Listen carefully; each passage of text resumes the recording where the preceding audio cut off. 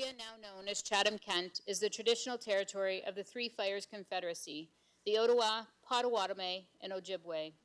The Lenape also inhabited these lands at the time of the written treaties. We also acknowledge the Indigenous people who traveled these lands before the written treaties.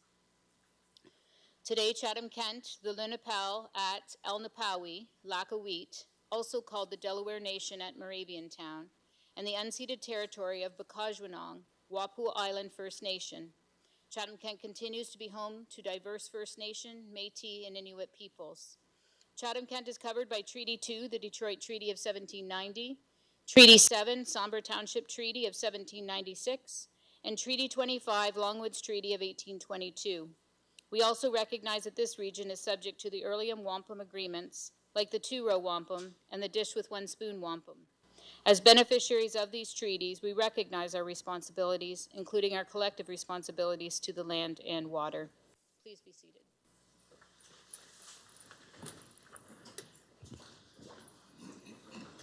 Mr. Mayor, we do not have a supplementary agenda this evening. Rules for the council chambers. The municipality of Chatham-Kent supports open meetings that welcome debate of public policy issues in an atmosphere of inclusiveness, integrity, civility, fairness, and respect for differing points of view. Anyone conducting themselves in a way that disturbs, disrupts, or impedes the orderly conduct of the meeting, interrupts or makes derogatory statements or hate speech, defamatory comments about councillors, staff, speakers, or fellow members of the public may result in removal from the premises. This also applies to deputations. We ask that you do not approach members of council if they are seated in their council seats. The public, unless invited, is not permitted to come into the gated horseshoe area. The use of posters, signage, and literature is also prohibited. Mr. Mayor, this evening we have 4 councillors participating virtually, and they are Councillor Brock McGregor, Councillor Harrigan, Councillor Wright, and Councillor C. McGregor. I understand 2 of them will be arriving into the council chambers within a half hour or so. Disclosures of pecuniary interest for open session agenda items. We have 5 this evening. Councillor Story has a conflict on 3 planning applications, item 11B, 11C, and 11F. Councillor Crew, sorry, got to turn the page. Councillor Crew has a conflict on item 20A, and Councillor Harrigan has a conflict on 20D. We'll now move on to planning services.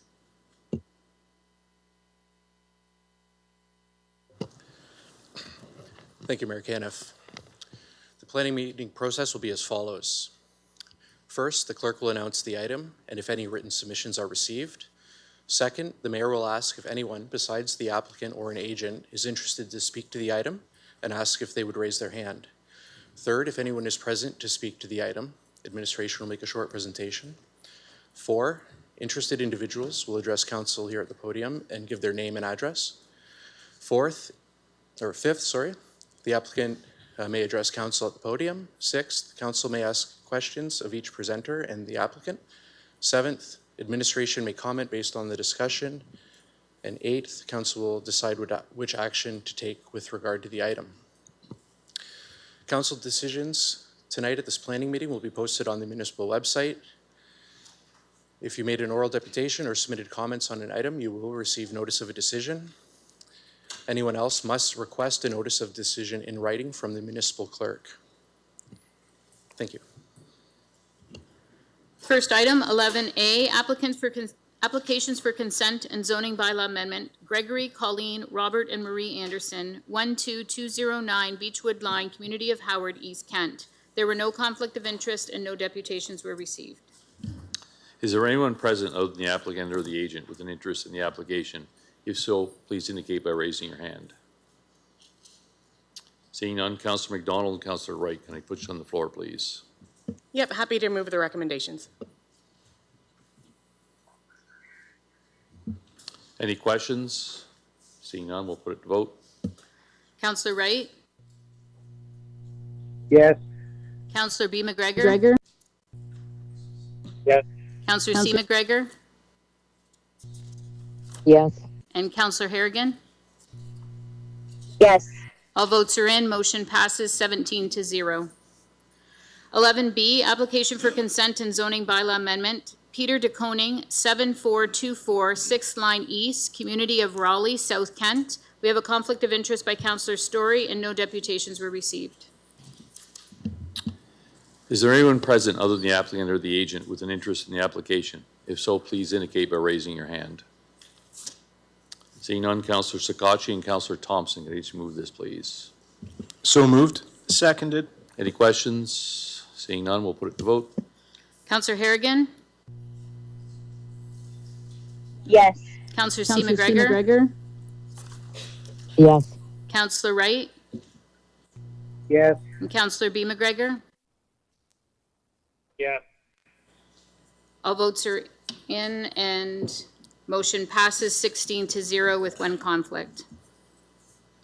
11C, application for consent and zoning bylaw amendment, Ford Brothers Investment, Inc., 11033 Croton Line, Community of Camden, North Kent. We have a conflict of interest by Councillor Story, and no deputations were received. Is there anyone present other than the applicant or the agent with an interest in the application? If so, please indicate by raising your hand. Seeing none, Councillor McGrail and Councillor Duvenville, can I get you to move this, please? Sure, I'll put forth. And I'll second it. Any questions? Seeing none, we'll put it to vote. Councillor C. McGregor? Yes.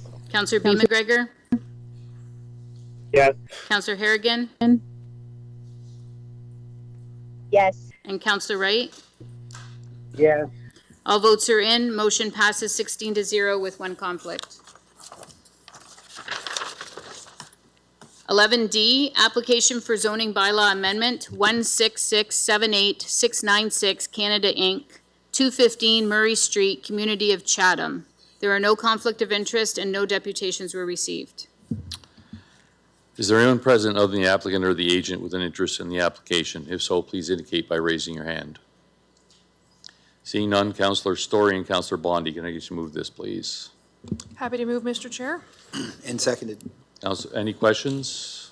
Councillor Story? Thank you, Mr. Chair. Thank you, Ryan and the team, for this report. We got a few questions from neighbors in that area, the Tecumseh Park, Victoria Park School area, about the use of the building and what type of housing might be going in there. Do we have any clarity on that, and is that something that we are able to ask for clarity on, or is that something that would come to us later? And the second piece would be, would there be any kind of neighborhood communication planned on that could be considered? Thank you. Thank you, Mayor Caniff.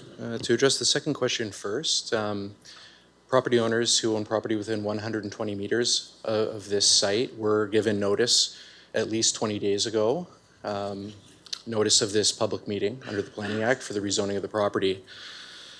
Very briefly, the application for rezoning that Chatham-Kent has received consists of rezoning this property that contains the former Victoria Park Public School from an institutional zone to a medium-density residential zone. And the zoning sets out future development in two phases. The first phase, which can proceed should the zoning bylaw amendment be approved, consists of the conversion of the existing building to 31 new rental apartment units. And these units vary in size from approximately 430 square feet to 740 square feet, which is pretty common by today's standards. These are proposed to be market rental apartments. However, it should not necessarily be assumed that market rent means top end of market. It's my understanding that the applicant intends to seek seniors as tenants, and it would be reasonable to assume that rents would be consistent with that demographic. I believe there is an agent of the applicant online today for this meeting who may be able to further address that question. Thank you. Thank you very much. The agent online, is there anything you want to add to that question? No, actually, that he said correctly. This is the intent. So it's 31 affordable units in the phase one, the conversion of the school. And we are looking to provide affordable units as well. Thank you. Thank you. Any other questions? Seeing none, we'll put it to vote. Councillor Wright? Yes. Counselor Harrigan? Yes. Counselor B. Counselor B. McGregor? McGregor? Yes. And And Counselor C. Counselor C. McGregor? McGregor? Yes. All votes are in. Motion passes 17-0. 11E, application for zoning bylaw amendment 660, Ontario Inc., 178 William Street South, Community of Chatham. We have no conflict of interest, but we do have one deputation that was emailed to council from ONG Investment Inc. Is there anyone present other than the applicant or the agent with an interest in the application? If so, please indicate by raising your hand. Seeing none, Councillor B. McGregor and Councillor Allen, can I get you to put this on the floor, please? And seconded. Any questions? Seeing none, we'll put it to vote. Counselor B. McGregor? Yes. Counselor C. McGregor?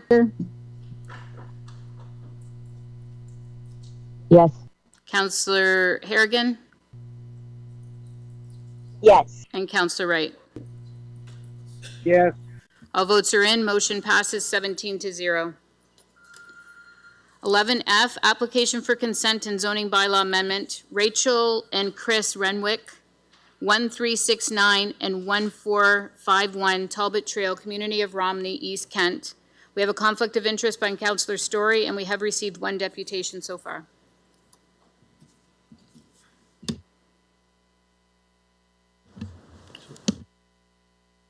Brian, go ahead. Thank you, Mayor Caniff. The municipality has received applications for zoning bylaw amendment and consent to sever lot addition. There are two properties included in this application. The first property is at 1451 Talbot Trail. This is a property about 4/10 of an acre in size and contains a commercial building that was constructed a number of decades ago. This property is zoned rural highway commercial in the Chatham-Kent zoning bylaw. Second property consists of the abutting farmland at 1369 Talbot Trail.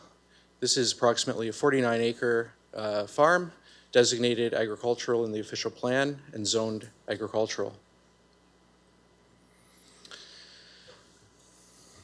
So to speak to the zoning bylaw amendment, the current owner of the half-acre property at the corner of Talbot Trail and Zion Road is pursuing redevelopment of the property.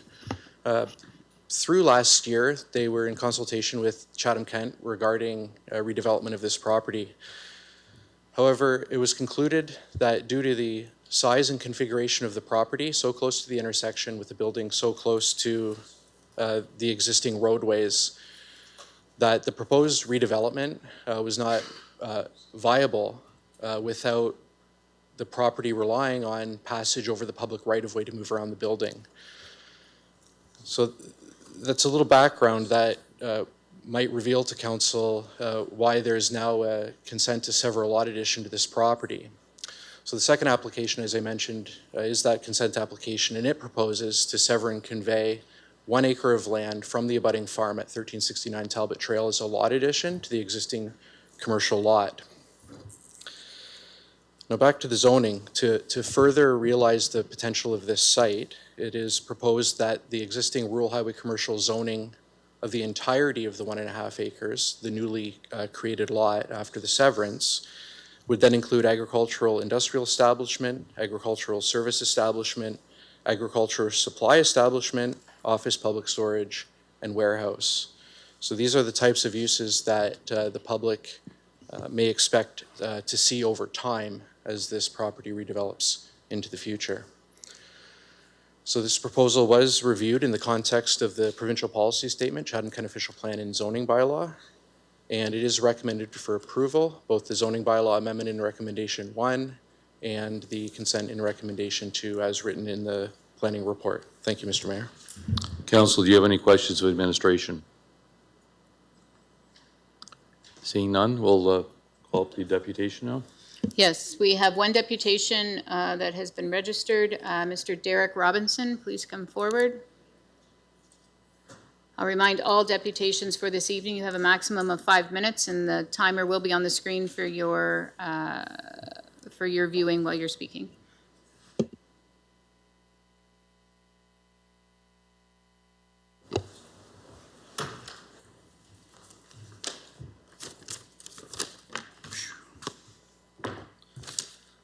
First off, excuse me, thank you, Council, for hearing this. This is the first time for me, so bear with me.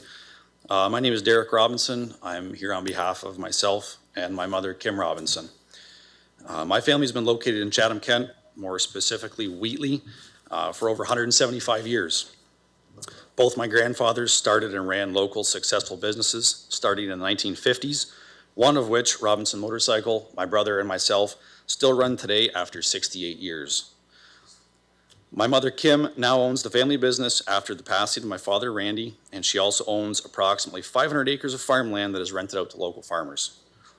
Unfortunately, I'm here today in opposition of the zoning bylaw amendment that was aforementioned regarding the properties at 1369 and 1451 Talbot Trail.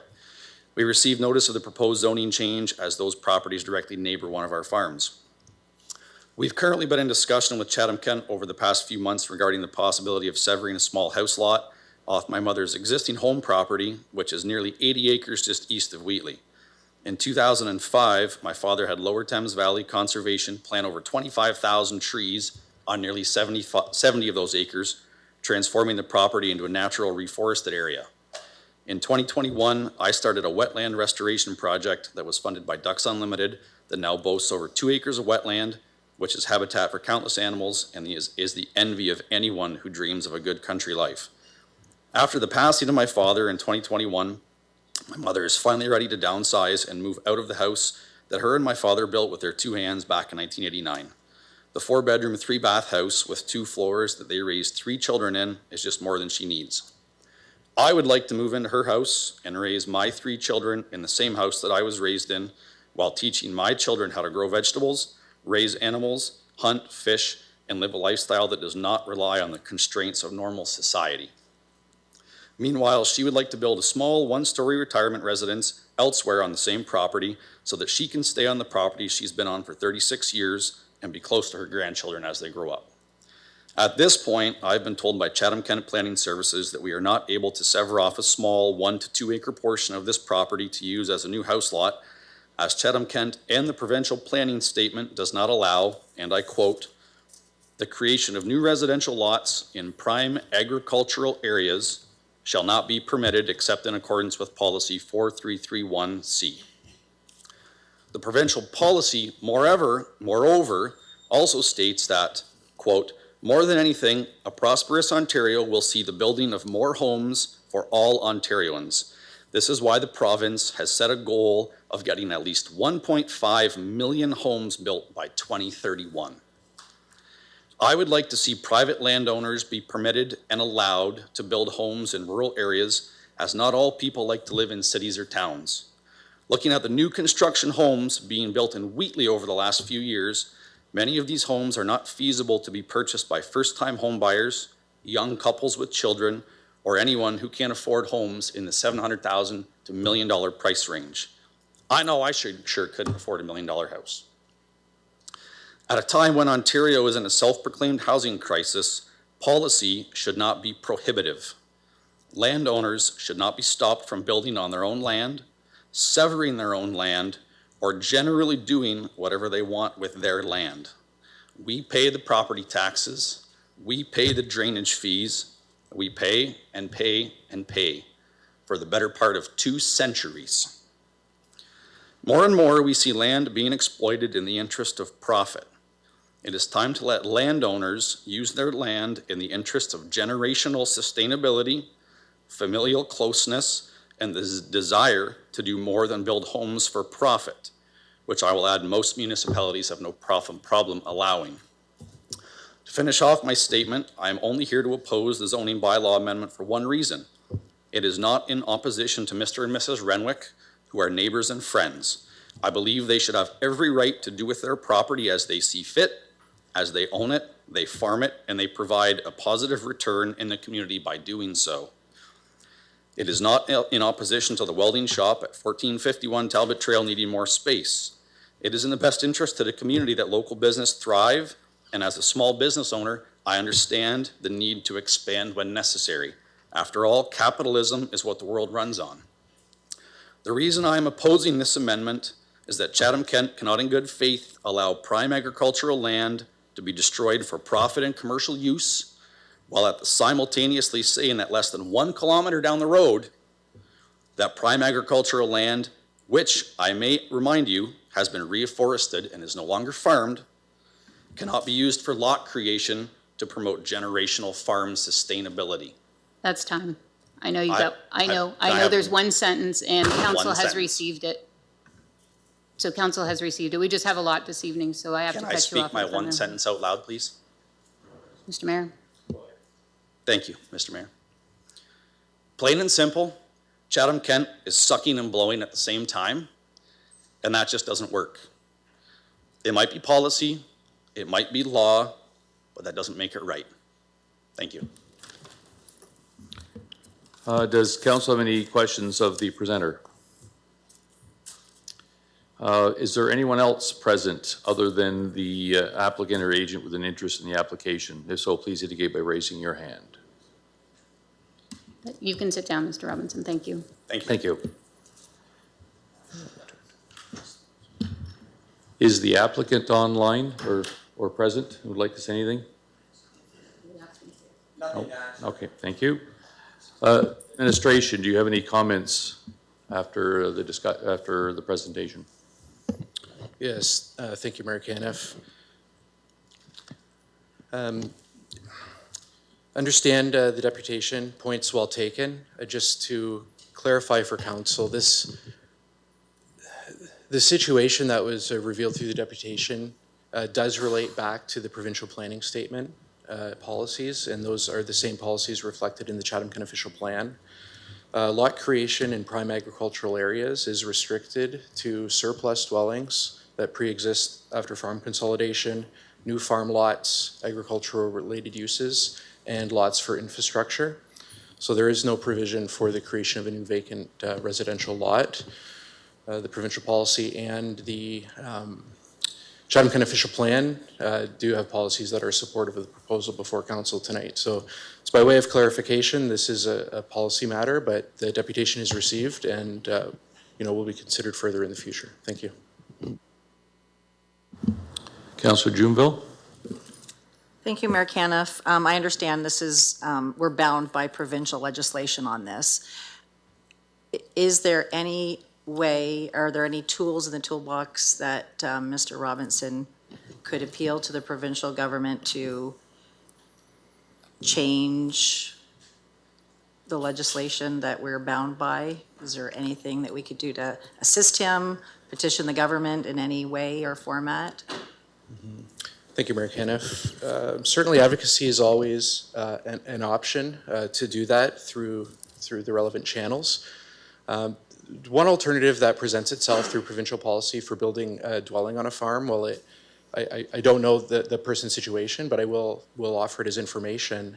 The provincial planning statement currently and the Chatham-Kent official plan do allow for a second detached dwelling on an agricultural property. There are some zoning stipulations on where it can be located on the farm. There are some stipulations on future severances, et cetera, which I would encourage that information be well understood before making decisions. But it is an alternative that does provide a housing option, although it doesn't involve lot creation. Thank you. So he wouldn't be able to sever the property. He could just build an additional dwelling without severing. Is that correct? That's correct. And in the future, severance application for a dwelling severance, the way the policy is structured now is that both of those dwellings would need to come off on the same severed lot. Okay, just to give you some options. Thank you. Councillor Anderson? Thank you, Mr. Mayor, and through, that was actually my exact question. I'm not sure how much land you have, but I know that there is some provincial language with additional dwelling units, and let's work on looking at that for you guys, okay? Councillor Anderson, Councillor Harrigan, can I each put this on the floor, please? Happy to put this on the floor. Any other questions? Seeing none, we'll put it to vote. Counselor Harrigan? Yes. Counselor Wright? Yes. And Counselor C. McGregor? Yes. All votes are in, as Counselor Brock McGregor is back in the room, so all votes are in. We had one conflict, so it passes 16-0. Now move on to 11G, Official Plan Amendment and Zoning Bylaw Amendment regarding housing. We have no conflict of interest, and we have one deputation on the call that we can have her start now, Mr. Mayor. Sheila Moore-Martin, please go ahead, and you also have 5 minutes. Good evening, Mr. Mayor, councilors, and citizens of Chatham-Kent. My name is Sheila Moyer-Martin, and I own a home on the northwest side of Chatham. My deputation is about Agenda Item 11G, Official Plan Amendment and Zoning Bylaw Amendment regarding housing. I want to bring your attention to significant changes to zoning that will affect 9 properties in Chatham-Kent.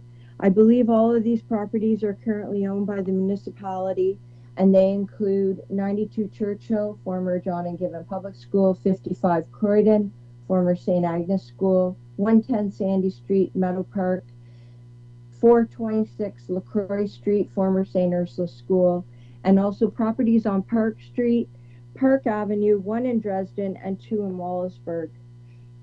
I have concerns that the municipality is lumping zoning changes to these 9 properties within a bigger comprehensive zoning amendment.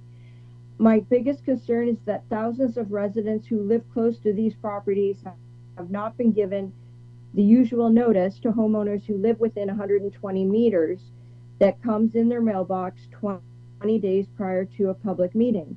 So many homeowners who live near these properties have no idea that the zoning on the property is going to change. Because this is a comprehensive update, housekeeping approval, the notice was posted in the local newspaper instead. For the St. Agnes property, the Meadow Park property, and Houston Street near St. Ursula's, the municipality is proposing zoning changes from institutional to RM2 residential medium density. As part of this same proposal, they're also planning to increase maximum building heights within the RM2 zoning. The municipality is proposing that the standard residential medium density 2 height limit will increase from 10.97 meters, which equals 3 stories, to 12.15 meters, which equals 4 stories for most of the proposed uses. However, for an apartment building, the municipality is proposing a height increase from 3 stories to 5 stories. So what that means is that if this zoning passes and an apartment building is built at St. Agnes Meadow Park or near Houston Street for St. Ursula's School, the apartment building tenant, the apartment could be built 5 stories high, and the tenants could be looking into the yards and property of existing homeowners. The plans that affect homeowners on O'Neill and LaCroix near St. Ursula, on Park Street, on Park Ave East, and Westcourt and Wallaceburg are even more grim, with amendments to residential high density that could be 6 stories or higher apartment buildings.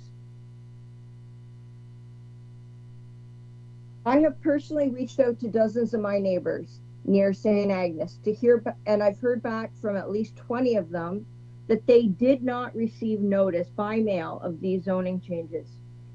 These zoning changes could affect thousands of people in Chatham-Kent, thousands of people who have no idea that in the past, the municipality could have built a 3-story apartment building in their neighborhood.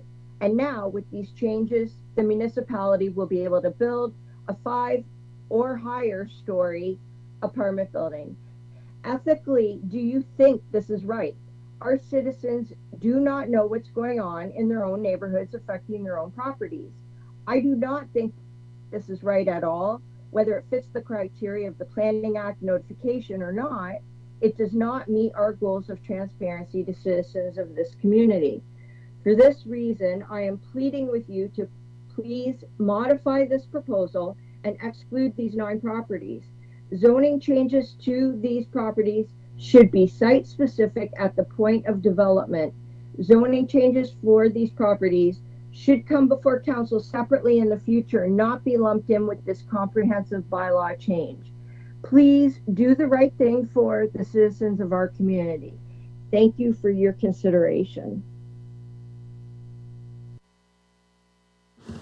Mr. Mayor, that is the last deputation I had, unless there's some in the room.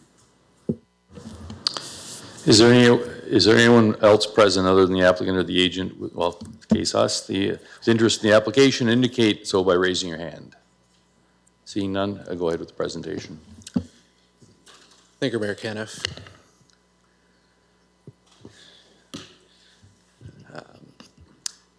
Tonight, I'm recommending a modified recommendation that's different than what was presented to council in its planning report. And I'll go over that recommendation now and then provide a little bit of rationale and context for the revised recommendation. The first recommendation is that Official Plan Amendment 88 to amend policies regarding housing be approved and the implementing bylaw be adopted. The second recommendation regards to general amendments to the zoning bylaw that will affect all properties in Chatham-Kent in the relevant zones. This bylaw will achieve implementation of Official Plan Amendment number 88, change definitions as they relate to the definition of church, place of worship, and supportive housing. It will amend general provisions to remove the general regulation on the maximum dwelling units per lot and amend the general provision for additional dwellings to allow 3 additional dwellings in a single detached dwelling with a maximum of 4 on one property. This zoning regulation already exists in the form of a semi-detached home, but not for a single detached home. The zoning bylaw amendment also seeks to clarify the parking space dimensions for private off-street parking spaces, and it will amend and separate into a new section provisions for accessible parking. Furthermore, in the medium-density residential first zone, it will add an apartment dwelling as a permitted use up to a maximum of 3 stories. It will also increase the height of an apartment dwelling in the medium-density second zone from 3 stories to 5 stories. And it will remove a redundant provision regarding dwellings from the agricultural zone that could have been removed from an earlier zoning bylaw amendment and it was missed, and we're picking that one up now.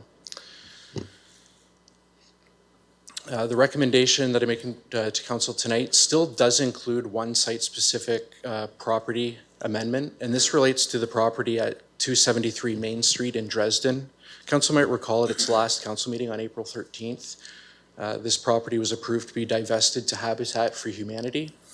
And as part of that agreement to convey this property to Habitat for Humanity, the municipality was to incur the cost of the zoning bylaw amendment application so that Habitat can create a single detached dwelling at this particular location.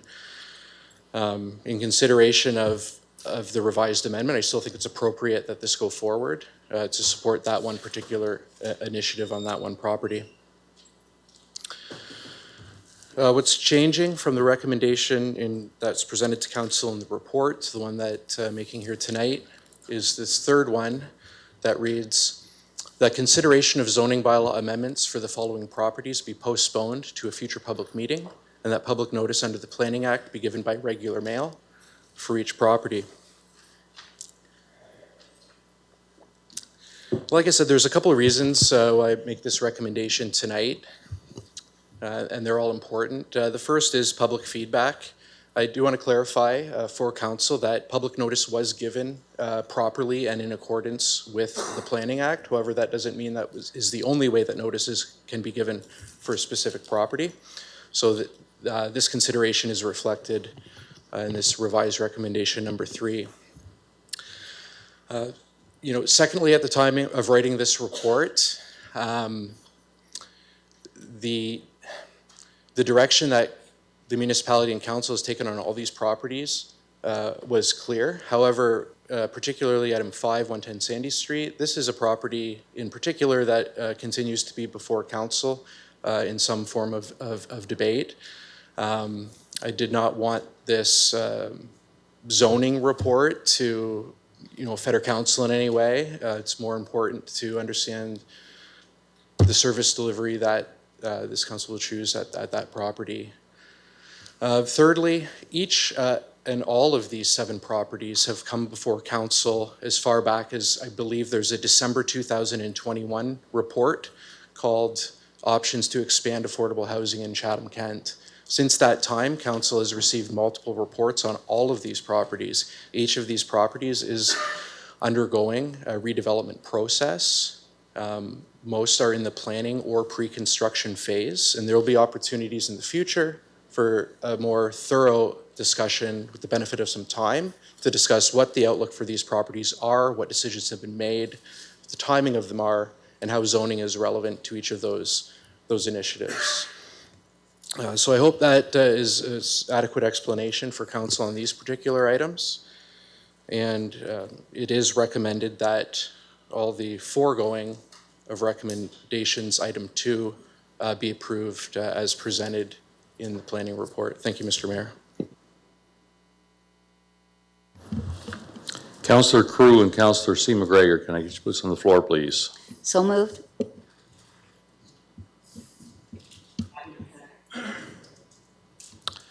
Is there any questions? Councillor Anderson? Thank you, Mr. Mayor, and through you. I just have one quick question, Rye, for you to clarify for me. When it says to amend Section 5 Zone 3, remove provisions from Section 521.1 Agricultural A1 Zone, can you just explain to me what that means with the new bylaw? Yes, thank you, Mayor Caniff.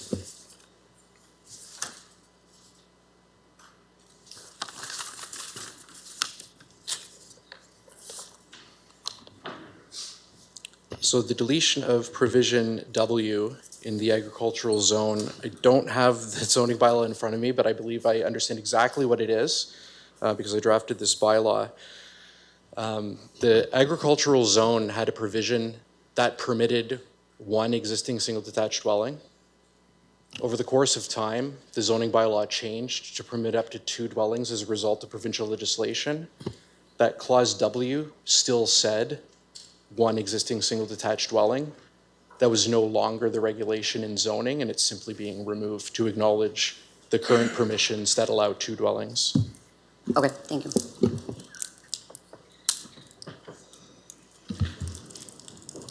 See no other questions? We'll put it to vote.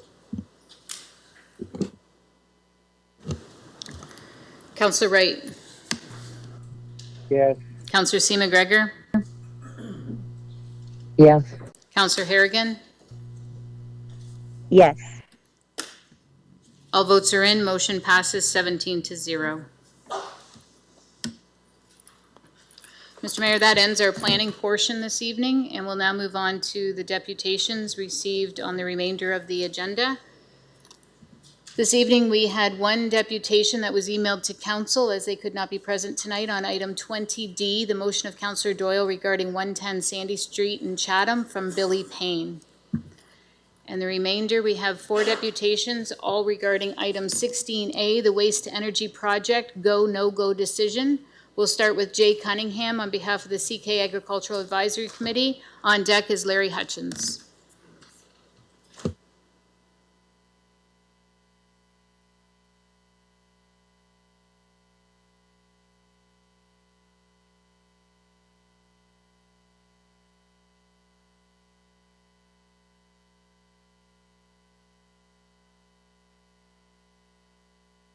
And the members of Chatham-Kent Council. My name is Jay Cunningham, and I am currently the chair of the Chatham-Kent Agricultural Advisory Committee. This committee, currently in its 3rd year of operation, and with membership from the Kent Federation of Agriculture, the Christian Farmers Federation for Chatham-Kent and Essex, the National Farmers Union, and the Grain Farmers of Ontario District 2, has accepted the following as its core purpose: improve communications between a diverse but significant agricultural representation group and the municipality of Chatham-Kent, the latter which includes both elected officials and staff. Identify areas of common interest, issues, and/or concerns with respect to municipal programs, policies, and opportunities as they relate to the agricultural and rural community. Act as a venue to discuss issues identified by any committee member and bring forward communication and recommendation to all parties. As part of our ongoing mandate, we were recently presented with the details of the newly proposed waste-to-energy project that you will be discussing later this evening. Gord Quinton, CFO, provided our committee with a comprehensive overview of this project, which included a healthy level of questions and discussion. While it is still in the very early stages, and while there are still a number of questions and even details to work out, it is the position of the Chatham-Kent Agricultural Advisory Committee that we unanimously support this project as it has been presented. Our support for this project is based on the following. The project is expected to be profitable. The additional revenue is welcome to all sectors of the municipality, not the least of which the rural sector. The project supports our local ethanol plant. Greenfield ethanol is a vital source market for corn grown in southwestern Ontario, and supporting this project means supporting its ability to continue to operate effectively and efficiently for many years to come. This, in turn, provides support to our local agricultural economy. Third, the incorporation of an anaerobic digester as part of our aging water treatment facility will deal with a current issue of enriched water originating from the ethanol plant, better utilizing sludge resulting from the normal wastewater treatment plant, and potentially providing a plant nutrient source for the local agricultural industry. While there is still more information to be provided on this project, at this early stage, we see a clear benefit to this project moving forward, and we ask Council to provide their support for this project. In providing your support, you may take comfort that the Agricultural Advisory Committee will remain closely involved with this project with the goal of providing a net benefit to all residents of Chatham-Kent. Thank you. Thank you, Mr. Cunningham. On deck now is Larry Hutchins. Sorry, Larry Hutchins is up. On deck is Rick Nichols.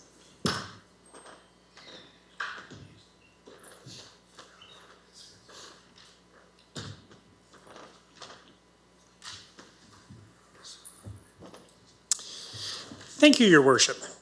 Good evening, Council. I am before you tonight to speak on item 16A, Waste to Energy Go, No-Go decision.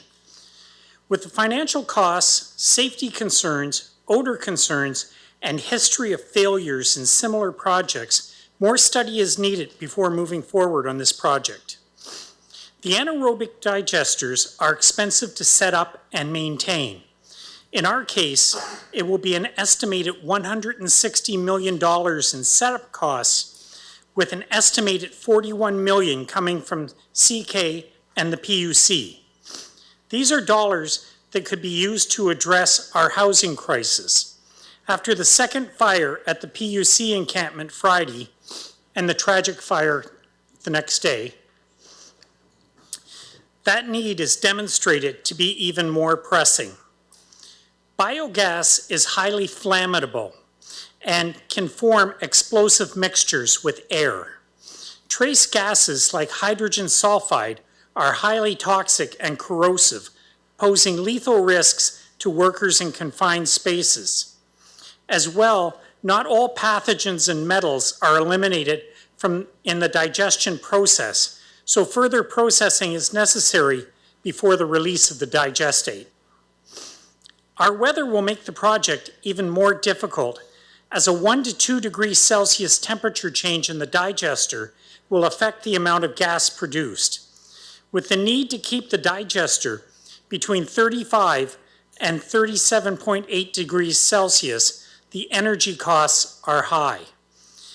Over-acidification can lead to destruction of the microbes that produce the biogas and can take weeks to adjust for, as well as equipment maintenance issues.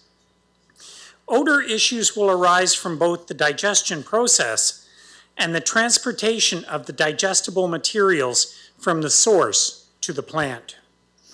Similar projects in Peel Region, Durham Region, and Burnaby, BC have failed due to a variety of issues, ranging from the pandemic, shifting budget priorities, ballooning supply chain costs over what was estimated, and goodbye, John. And over environmental concerns with the location of the plant. Therefore, with all of these concerns and histories, more study is required before moving forward on such an expensive project. Thank you for your time and consideration. Thank you, Mr. Hutchins. Now is Rick Nichols, and on deck is Rory Ring from the Chatham-Kent Chamber of Commerce.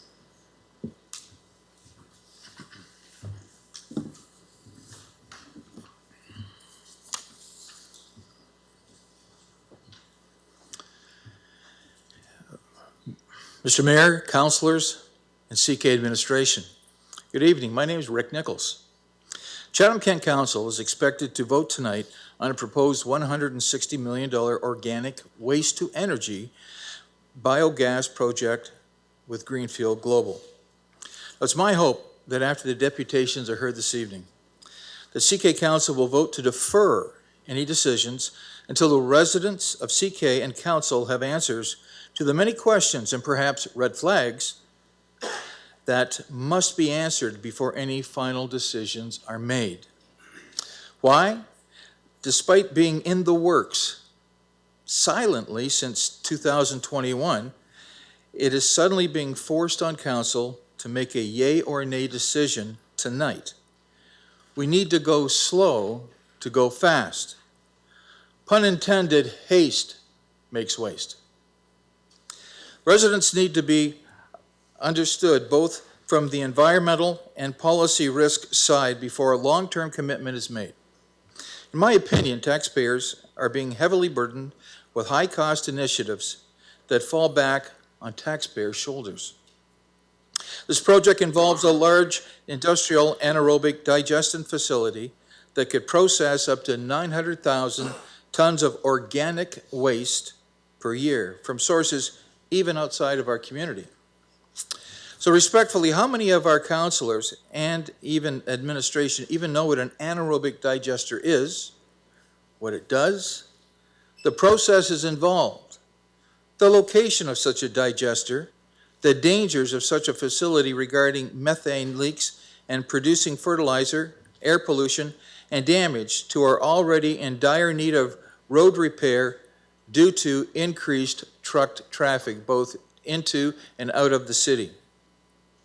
From a financial perspective, the apparent best-case scenario has been presented as potential carbon credits, but this isn't guaranteed money. But what will it cost our community?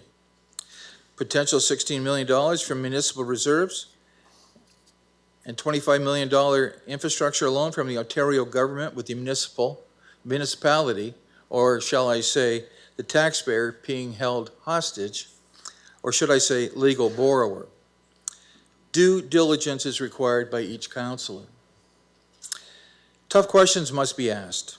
What happens if carbon credit revenues drop by 50%, 75%, or even disappears? What then? Is there a substantial financial model showing in the black if there are zero carbon credits? Too many what-ifs, too many uncertainties. Remember the unpleasant odors and the environmental concerns that we the people experienced back when the ethanol plant was first built. Air quality dropped, and as a result from odors coming from the stack. Now I know that much of that has been taken care of at this point. But now I may be dating myself, but I want to go back several scores or over 20 years ago. I was a kid then, and I remember the Suregain fertilizer plant and the ammonia tanks on the rail line that was located on Richmond Street just behind Orchard Heights, primarily Warwick Drive, where I grew up. As a point of reference, that's where the Bradley Center and several car lots are now. The pollution was released, that was released, actually ruined clothes on clotheslines and actually ate into car paint. Corrosion. Back in my day, that's how families, in fact, dried their clothes, and some still do today. But obviously things have changed over the years. But again, what if? All that glitters isn't gold, waste in particular. So, counselors, I want to say a couple of things to you in this regard. I had asked that you be wise in your decision making and ensure that you have all the answers to the many questions that are being asked or have yet to be asked. You are stewards of the municipal treasury, the way I look at it. And we need to look out for the best interests of our community. Yes, there could be opportunity, financial opportunity to be gained, but do the risks outweigh the advantages? Thank you very much for your time. Appreciate it. Thank you, Mr. Nichols. Final deputation this evening is Mr. Rory Ring on behalf of the Chatham-Kent Chamber of Commerce.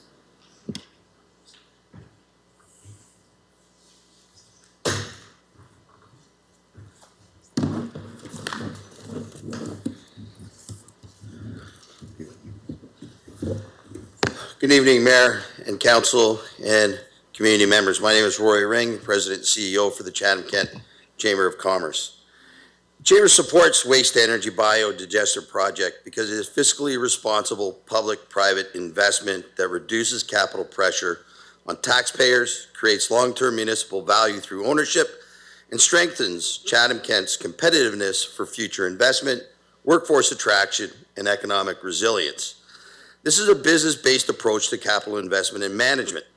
From a management perspective, this project is compelling because the municipality has an equity contribution of $16 million, which helps unlock a much larger capital stack that includes Greenfield Global Equity and approximately $60 million in senior government support. That means Chatham-Kent is not being asked to carry the full burden of a roughly $160 million project alone, and it means local taxpayers are not being asked to fund this through new taxes. And other financial risk assessment experts have vetted and drawn conclusions that allow them to make these investments themselves. In other words, an endorsement of their own. That matters because every dollar of municipal fiscal room is under pressure. If council wants to fund other support community building priorities in the years ahead, whether this is a twin pad arena, infrastructure needed to accommodate an OHL team, upgrades in sports and recreation, investment that supports tourism or economic development initiatives that help attract families and employers, then protecting municipal borrowing capacity and reserve flexibility becomes essential. A project like this helps do that because it is designed to generate revenue than simply consume it. Let's think about that. Revenue, not expenses.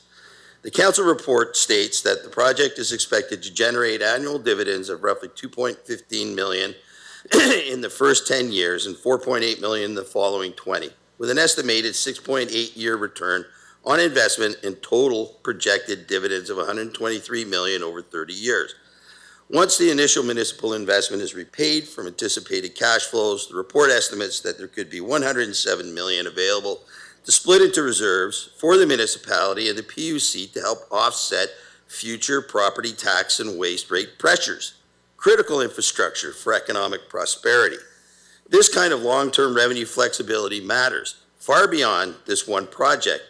It means future councils may have more capacity to invest in the things residents see and feel every day: better recreational infrastructure for kids and families, stronger tourism assets, economic development tools, and the municipal infrastructure that too often gets deferred, including bridges, water management systems, culverts, and dust suppression in rural areas. When new revenues help offset capital costs and rate pressures, council has more room to make those investments without forcing impossible trade-offs on taxpayers. Your decision today can ease the burden of future councils and taxpayers. The business case is also conservative and risk managed. Deloitte concluding the project is viable and profitable, while identifying the exact conditions that should be satisfied before financial close, including firm feedstock, offtake, and lender commitments. The project also includes more than $23 million in construction contingency and escalation allowances. Council's approval is expressly tied to conditions in Appendix A before construction can proceed. This is not a blank check.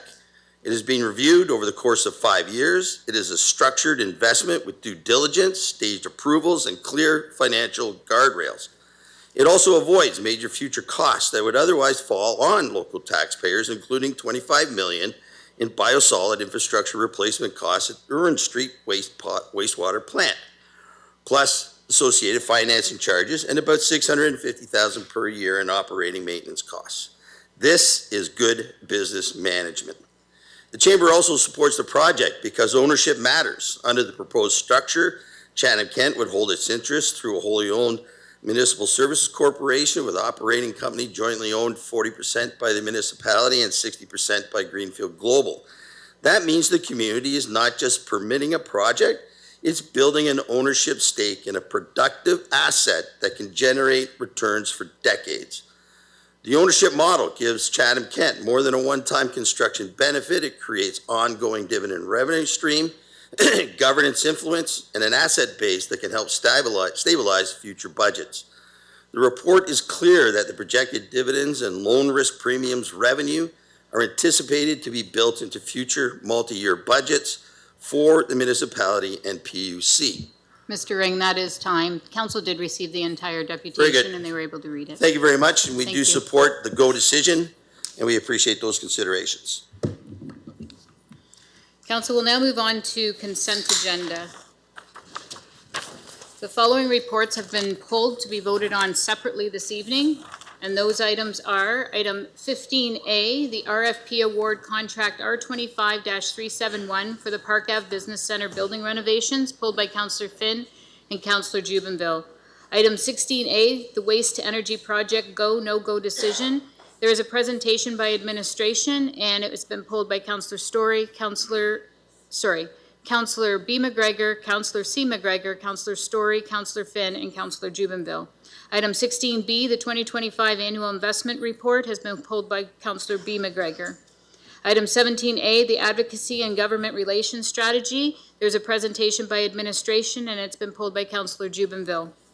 Item 17B, the restricted periods during municipal election or lame duck periods, has been pulled by Councillor Doyle. Item 17E, the motion of Councillor Sakachi regarding establishment of a marketing campaign has been pulled by Councillor Sakachi and Councillor Story. Motion of Councillor Doyle regarding the deputation process has been pulled by Councillor Doyle. Item 17G, the motion of Councillor Jubenville regarding the amendment to the Parliament of Canada Act, pulled by Councillor Jubenville and Councillor Doyle. Item 18C, the sidewalk winter control level of service, pulled by Councillor Story and Councillor Jubenville. Item 18E, the motion of Councillor Bondi regarding Arena Oversight Committee and feasibility study, pulled by Councillor Bondi. Item 20B, the Ministry of Long-Term Care one-time funding projects for Riverview Gardens Long-Term Care Home, pulled by Councillor Anderson.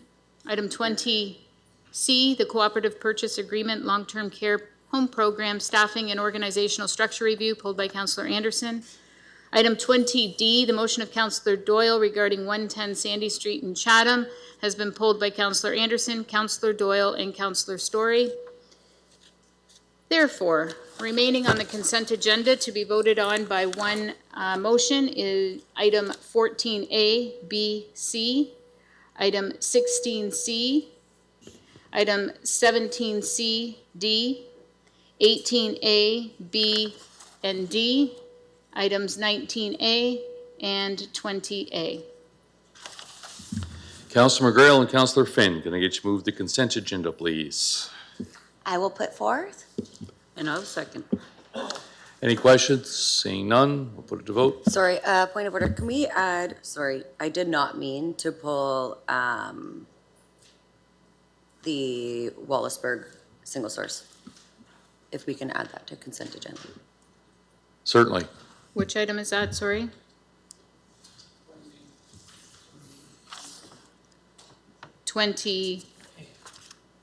A, that's correct. That remained on the consent. You've pulled 20B, C, and D. Correct. Yes. Okay. Councillor C. McGregor Yes. and Councillor Finn? Oh, sorry, not Councillor Finn, Councillor Wright, sorry. Yes. Thank you. All votes are in. Motion passes 17-0. We're going to move on to item 15, tender awards. Before we move on, I just want to let everyone know that we're going to be very strict to the 5 minutes. As you can see, we've got a lot of items to discuss tonight, so I'm going to ask the clerk to keep track of that as we go ahead. But with that, we'll go to first item. 15A, RFP Award Contract R25-371, Park Ave Business Center Building Renovations. Councillor Finn and Councillor Juvenile, can I put this on the floor, please? Happy to put it on the floor. And seconded. Okay, Councillor Finn, go ahead. Thank you, Worship. Through you to staff. What departments are currently housed at the PABC, and will they remain after the hub is built and opened? And second, when was the building last renovated, and what did the project entail? Thank you, Mr. Mayor. Edward Solo, General Manager of Infrastructure and Engineering Services. I'm going to ask the Director of Engineering to provide an overview of this particular tender. Through you, Mr. Mayor. At the PABC currently, largely is the Infrastructure and Engineering Services Department. There are several divisions: Public Works, Parks, Recreation, Facilities, Cemeteries. There are a few other teams. Some of our HR team and some of our Community Culture and Connections team is there. Council may recall, as part of the Community Hub reports to Council, we discussed that some of the staff that are currently at PBC will be moving into the Community Hub, and some of the staff that are currently at Civic, namely the engineering and rest of the Infrastructure and Engineering Services Department, will be moving to the PABC. So that's as far as current staffing there in future. As far as the system, the building itself, so the building was constructed in the late 1950s. It was previously an industrial use and converted into an office building. Other than roof replacement in 2014, we've not undertaken any significant capital maintenance in this building in any recent time frame. So the majority of the building systems are at or beyond their end of life and reflect their age. So there is quite a bit of work on the mechanical and electrical systems. It's quite intrusive replacements and upgrades that are required of the motor control center, the electrical panels. All of the sprinkler systems need to be replaced with the fire detection notification systems and upgrades to current code, as well as accessibility improvements. We currently do not have any barrier-free washrooms at the building, so we'll be constructing those to meet or exceed current code requirements, as well as addition of door operators and the construction of new front counters for front-facing customer services. Councillor Juvenile. Thank you, Mayor Caniff. I'm just curious as to how do we make make sure that we don't allow projects like this to extend for such an extensive amount of time? Because it's, I mean, a lot of these construction projects are because nothing has been done since the 1950s. So do we have any systems in place that we don't run into this, like we did at the Hub? It was left, or sorry, at the Civic Center, a lot duration of time was left that maintenance and updates weren't facilitated, and then we were faced with, you know, should we replace it? Should we spend a lot of money restoring it? So how do we get to a point that we don't? So that we're not faced with a $7 million project, so that, you know, it's a little bit here and there as the years progress, because 1950s, that's a long time ago, since some of these, a lot of these things have been left since then. So how do we avoid that moving forward on other projects like this? Thank you to the council through the mayor. Excellent question. You may recall council recently last year approved the asset management plan, and we have a specific asset management plan that looks at all of our facilities. There is a facilities asset management plan. And through that process, we did building condition assessments for, I would say, the overwhelming majority of the buildings that we own. We didn't necessarily have that previously. And through that asset management plan, we're prioritizing where the money needs to be spent, what short-term improvements, what longer-term improvements need to be made. We don't necessarily have the quantum of funding for all the projects, but we are prioritizing them. So I would say that system wasn't necessarily in place before, but now we have looked at, through the facilities asset management plan, all of our facilities. And you're going to start to see through the capital budget in the coming years more of these facilities coming up because a lot of them are way past due. Okay, well, that's good to know. Thank you. Councillor Anderson. Thank you, Mr. Mayor, and through you. I definitely appreciate IES's explanation on this, but I do want to point out that all of this information was in the report. Further, this is all part of an approved portion of the hub project, so bringing this is just an extension of something that has already come to us and we've already approved. And then I would just like to also ask, would it be fair to say that when projects like this come and they're not approved, that in turn does just make our assets older and then make them more costly to renovate and do later at a later time? Thank you to the mayor, to councillor. I'll take the positive spin on that. We do have a gap in the facilities asset management plan, and by doing projects like this, we are reducing our infrastructure gap. Thank you. Councillor Story. Thank you, Mr. Chair. Thank you for the report. I appreciate this update. I think one of the reasons why sometimes we repeat information that is in reports is for our constituents in the community to hear it in the public forum. I think it's useful to sometimes bring that forward, just because it's been a while since we've talked about this. So I can appreciate that. It might sound repetitive to us sometimes because we're more involved, but I think it can be helpful for the community to be clear on that too. So Edward or Marissa, whoever makes sense, what public services are at PABC now? I know when I worked for the municipality, I was there a lot, and it was a fairly busy place with a lot of citizens and the public coming in to do various things, but I'm not sure where it stands now. Is this a busy public building, or is it now more used for staff only without a public interaction piece? Thank you. Thank you. Through the mayor to the councillor. The building is primarily used for IES staff. There's public works, there's parks and rec. There is, I guess the most outward facing staff that are currently there today are the cemetery staff, where occasionally you'll have someone coming in. But the majority of this building at the present time is more of an internal building. Okay, thank you. Because my follow-up question to that was just to maybe you wouldn't mind reiterating just for public awareness about if those services will be moving off-site for a time.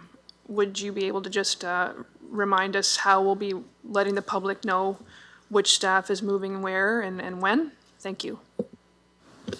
Through the mayor to the councillor, going back to my previous answer, it's cemetery staff that are the most public facing. That staff will be moving to the Civic Center in the interim, given that is our main public out-facing building that we have at the current time.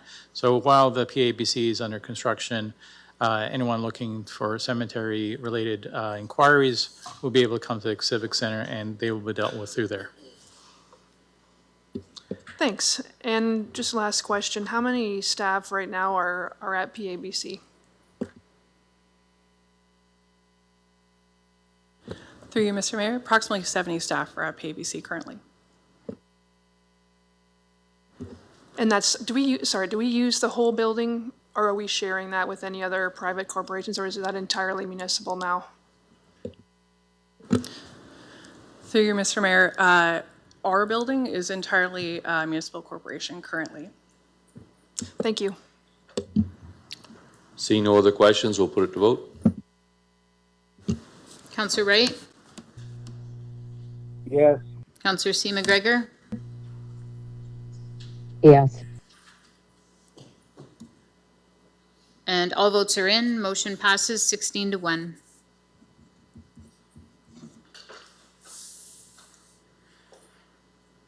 Item 16, Finance, Budget, Information, Technology, and Transformation. 16A, Waste to Energy Project Go, No-Go Decision. We have a presentation by Gord Quinton, the Chief Financial Officer, and Darren Galbraith, the General Manager of the Public Utilities Commission.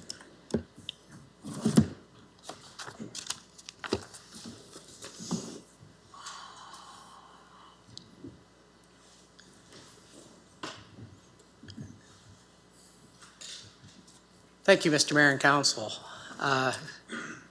Happy to bring this project to you after years of going through it. So turning local waste into clean energy for Chatham-Kent. Just reminding everybody, the three partners, it's an anaerobic digester that we're proposing, and it's a partnership between Greenfield Global. Those are, Greenfield Global is the one that owns the ethanol plant south of where this will be located. Municipality of Chatham-Kent and the Chatham-Kent Public Utilities Commission. The facility would process organic waste streams and convert them into biogas and digestate, producing renewable natural gas for pipeline direct injection into the energy and bridge system, and organic fertilizer for agricultural use. So how did we get here? The concept actually was developed. We were approached in 2001. That says 2001. That should say 2021. It wasn't. It's been a while, but not long. 2021. Since that time, we've had 8 open session reports to council. Plus, on top of that, some closed session advice and other meetings in front of council for transparencies and approvals. When it was more of a concept, $200,000 was approved in 2021 for a study at that time. But this council approved $1.3 million in a lengthy council meeting in 2023 to proceed and to begin detailed engineering and design. So altogether, we put in $1.5 million of cash plus about $500,000 of internal staff time. So about a $2 million investment into this project to date. All 7 of those previous reports passed unanimously by council at every vote.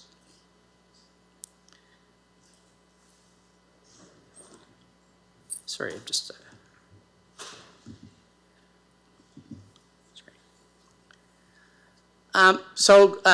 Back to Greenfield Global, the ethanol plant owners next door, but they're much bigger than that. So who are we partnering with? So yes, the ethanol plant since 1998. That was at the time, I believe, the largest ethanol distillery in North America, and it's still one of the largest. Greenfield Global is a world leader. Their mission is science-backed and mission-driven. And they have facilities in Ireland, UK, USA, and Canada. Internally, the project team, who we've been working with, is some individuals with significant experience and expertise. And so I'm going to read short bios on each of these individuals. Malcolm West, BCom CPA, is the Executive Vice President, Greenfield Global, and Chief Financial Officer of Greenfield Global Quebec. He's been with Greenfield since its formative years and has been responsible for all aspects of corporate finance, including banking, treasury, risk management, and investor relations. Dr. Hisham Hafez, Bachelor of Science, Master of Science, PhD, PN, and MBA. He's the Senior Director of Renewable Natural Gas Products, has more than 26 years experience in environmental engineering in the areas of anaerobic treatment and organic waste, bioenergy production, and municipal and industrial waste, water, and solid waste management. and he leads Greenfield's anaerobic digestion research and business development for renewable natural gas. And Ashwani Kumar, engineering degree, and is the project director. Ashwani has over 30 years of global hands-on experience in the renewable energy sector. Has successfully led the execution of biogas projects across North America and internationally. His responsibilities have encompassed project development, permitting, securing financial approvals, overseeing construction and commissioning, optimizing plant operations for long-term financial performance, and regulatory compliance.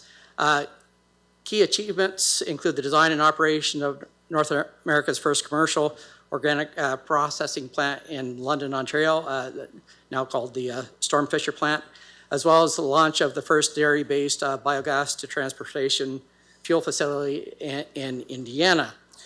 I just wanted to go through that to, just to inform the public and council that we're working with a very experienced team that has done this before. We're lucky to have them as a partner, and also as a great local employer with the ethanol plant. I believe Neil Bishop may be in the audience representing the ethanol plant. All these individuals I listed are listening in online. So, again, how did we get there? We had some problems. And so this was the problems that we had to solve. We had end-of-life equipment at both Chatham-Kent's Irwin Street wastewater plant and at the Greenfield ethanol plant. That's why we've come together, is we both had to figure out new and innovative ways to deal with our wastes.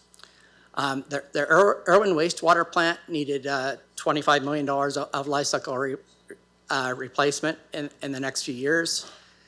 And many of you may not know this, but the ethanol plant's no longer operating at its capacity due to restrictions in the drying area. At basically the back end of their plant, where they dry what comes out of the distillery down to where it can be disposed of. So there's a large drying process that's at the end of its life as well. And environmental management, things change over time, and environmental management in each plant could be improved. And why am I involved? Well, council tasked staff to be innovative and find new revenue sources. This is an investment. As municipal staff, we're not operating this company. This is an investment on our balance sheet, and that's why you have me involved. Now I'm going to have Darren talk on the next slide about the, maybe more on this slide and on the next slide about PUC. I'll go to the next one. Darren Galbraith, General Manager, Chatham-Kent Public Utilities Commission. As Gord spoke about the $25 million infrastructure, in 2021, when this project was first initiated, we hired Black & Veatch, a major global engineering and procurement and consulting company that specializes in infrastructure, determined in 2021 if to replace all the equipment. In 2021 dollars, it was $13.9 million. You fast forward that to 2026, and that $13.9 million becomes close to $25 million. We're looking at that as a cost avoidance if this project was to go forward. Our operations team is hoping to keep the equipment in good state of repair until the project is operational in late 2028. If the project does not move forward, the $25 million cost avoidance will be added to the budget over time and will be reflected in future wastewater rates.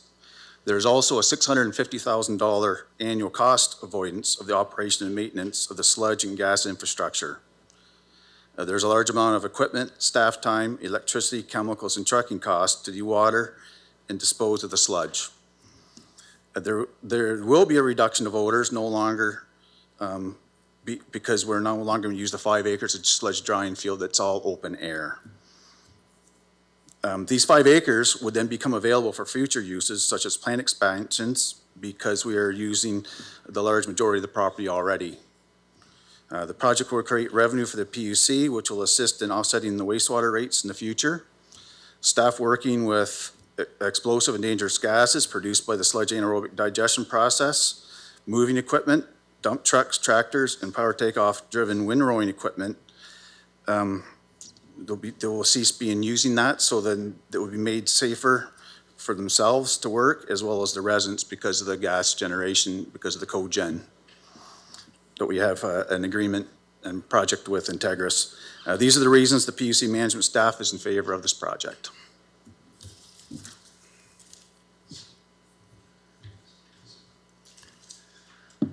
So summing up those financial benefits, so the conservative estimate, conservative means, I believe it will be a lot better than this. This is the conservative low-end estimate of $123 million of dividends, which means cash available to distribute to the shareholders after we've paid all the bills, paid our corporate income tax, paid off our debt, pay our debt our annual payments. We're then able to distribute excess cash as dividends. We've forecast over the next 30 years. This plant will last much longer than that. 50 years plus, and then it might just be sections need to be rebuilt. This is a long-lasting plant. Once it's an anaerobic digester. Once these, it's a tank. It's a biological process. Once these, I'll call them bugs, get going, they're going 24/7, 365 for the next 50 years. That's the type of process we're talking about. And keep in mind, we're piping everything in and everything out. So there's just less wear and tear parts that could go wrong. It's really a highly scientific and technical. Once it's built, it's a process that can earn dividends through the next century, through the rest of the century. So as Darren mentioned, the avoidance of the $25 million of capital costs the PUC had to put in the next few years while lowering their operating costs. Also, taxation revenue. This is a new industrial property assessment. We're looking for non-residential assessment all the time. So it's a large property with a lot of buildings and equipment on it. It's going to have a sizable tax bill as well. So that revenue coming in to the municipality and construction spin-off jobs, construction spin-off. So whether it's buying concrete or electrical subs, plumbing subs, all the people that will be hundreds of different people that will be working on the building during construction. And once it's built, it creates 30 new full-time equivalent well-paying jobs in the community. I didn't put it on the slide, but another local benefit, council happens to be the 71% shareholder of Integris. The hydro bill on this plant will be about $3.5 million a year. That was in your financials sent to you. So this is a large new load on our Integris subsidiary, which of course we get 71% of dividends coming from there as well. And by the way, Integris is, again, just another investment listed on our balance sheet, same as the investment in this company would be.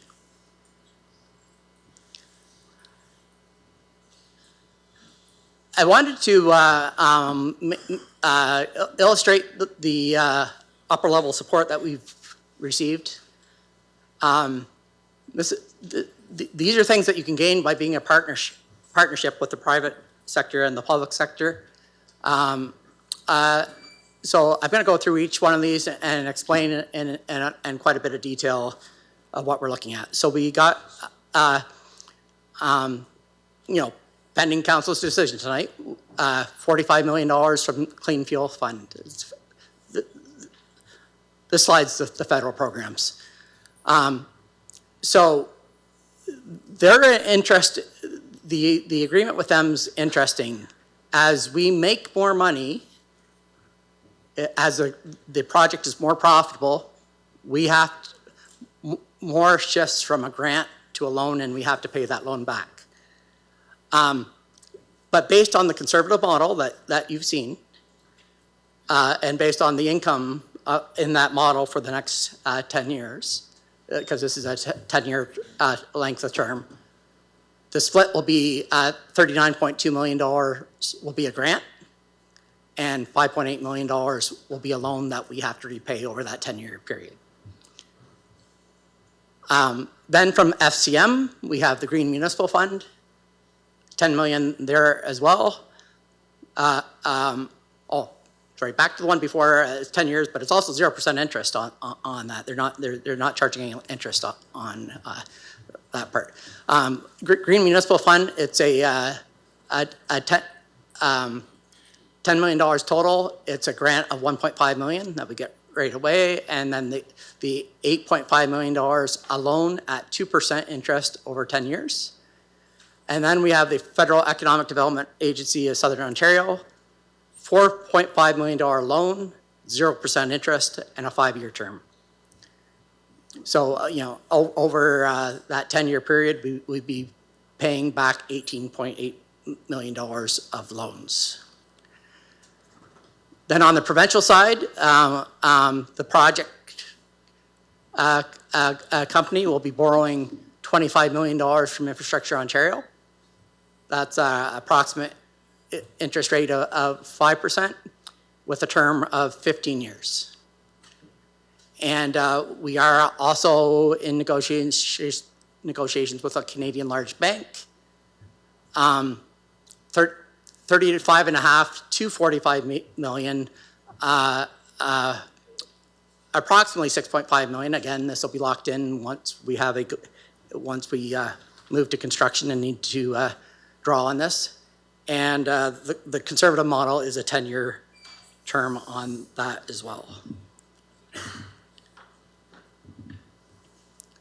So, between those two slides, I mentioned 18 million on the slide before that we're paying back over 10 years.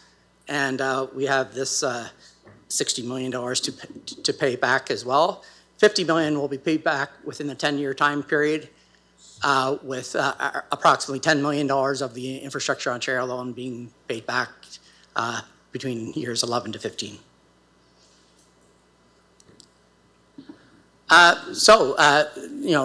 Putting that all together, the current project cost estimate is less than $160 million. In fact, it's $137 million plus contingencies.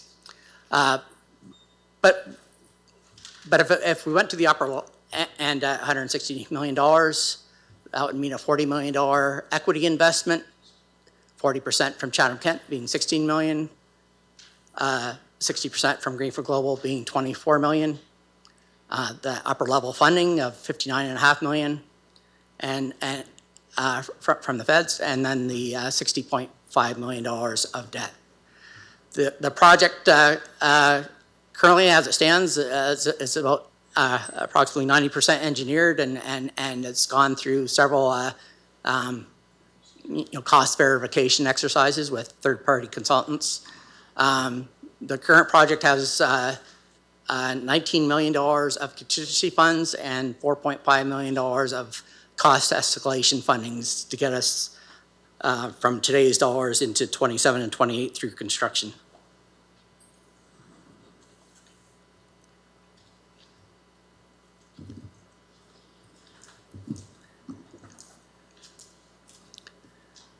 So how will this impact our budget? I've heard in the deputations tonight and through the community about why we should be investing in other things. While we do investing in building things in our community, and I just need to make sure people understand where this money is coming from. it's taking $16 million of our regular investment dollars that we currently invest in GIC stocks, different securities. We do well on that. We get a 6% return with no downside risk. And by this project, conservatively, under the conservative model, we'll average 26%, or much higher over the next 30 years. You know, in the first decade, the returns are approximately 14% as we're paying off that $70 million of debt that I illustrated on those orange slides.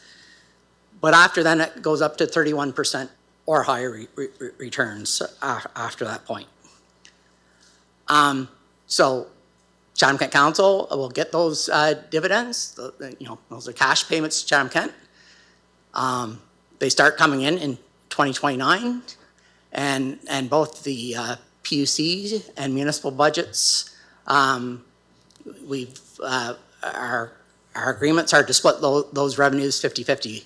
So we'll be helping the tax bill, and we'll be helping the wastewater rate bill on your PUC bill.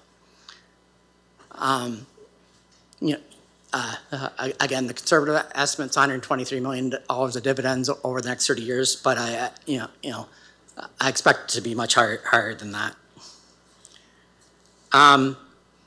When back to the investments for a second, your next agenda item is 16B, which happens to be just coincidence. It was Matt Torrance and his team had put that together, and it got on to tonight's agenda. But that gives you 3 or 4 pages of just listing all the investments that we currently invest in. And so it'll add up to 325 to 350 million. We're taking $16 million of that, investing something else that gives us a higher return. We're not taking this money out of a PUC reserve or a road reserve or affordable housing reserve. We were simply reallocating some of our investment dollars to a different form of investment.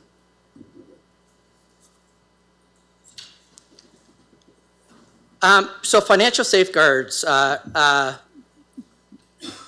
What are we doing to remove risks? We have taken a lot of steps here to ensure that the project is financially sound and remove the risks. Perhaps in the deputations or other questions that you've had, risks have been identified. So, you know, not only us, of course, but those banking institutions that we're borrowing funds from want to make sure that their debt's paid. So we need to de-risk this project. Appendix A, conditions, there's 14 of them. All the items that the project team agreed to that needed to happen in order for council and the Greenfield Global Board of Directors to approve this construction project going forward this fall.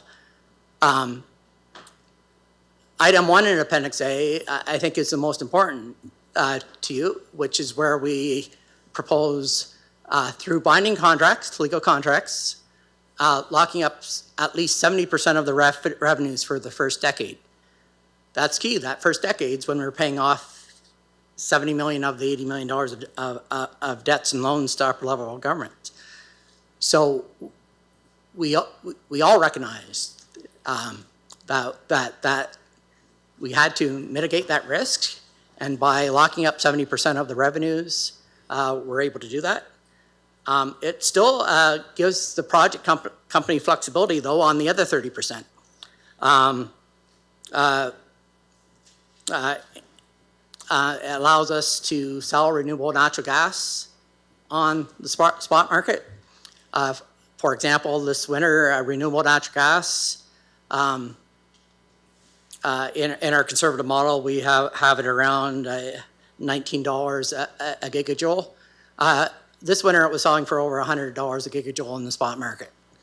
That's the types of upsides that the 30% that we will this flexibility will give us that 30% that we can get those tremendous gains. On the carbon credit market, this week they're selling for double of what we have in the conservative model. So there's buyers out there, there's markets out there. I guess to be very clear on what we're doing, we're entering into these binding contracts with those who want to buy RNG and carbon credits on long-term deals of at least 10 years or longer. And I just want to assure everyone there is an active market available, and this is a normal practice in this industry. It's just a normal, and we happen to be working with Greenfield Global, whose ethanol plant is one of the largest suppliers of carbon credits in the country, and one of the largest suppliers of ethanol. So they know this business well. They've been dealing with it for 30 years. And again, as another removing risks, again, repeating the $23.5 million of construction and escalating cost escalation contingencies. Community impacts. So, new source of revenue. I think that's, we're having some tough budgets, both at the PUC and municipally. This is a new source of revenue to lower both tax and wastewater rate increases in the future. That's, I think, your most important thing that you're dealing with here. You're supporting corn producers in the region by extending the life of that ethanol plant, and I'll talk about that more in the next slide. It provides this low-cost organic fertilizer. As Ukraine and other issues around the world, shipping issues around the world are happening, the price of fertilizer to our local farmers have, in some cases, doubled over the last few years, or perhaps even higher than that. So having fertilizer made in Chatham-Kent and be used in Chatham-Kent as a byproduct, just a win for everyone. Less odors and improved environmental footprint. We're doing this to improve both our current systems into a better joint system with a improved environmental footprint, and it's producing a low carbon source of natural gas. It's piped directly into the Enbridge line on Bloomfield Road. It just naturally distributes into the greater Chatham-Kent area, and you'll be burning that in your homes and businesses as you get natural gas.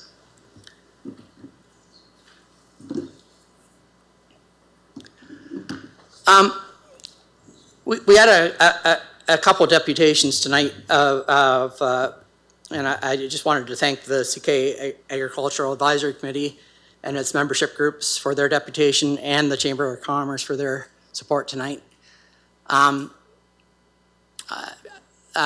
We did meet with the Agricultural Committee, and the KFA reported to me that having the ethanol plant locally produces a 30% bushel of corn premium on every bushel that's sold in Chatham-Kent, whether it goes to the ethanol plant or not. It just naturally raises the price in the area.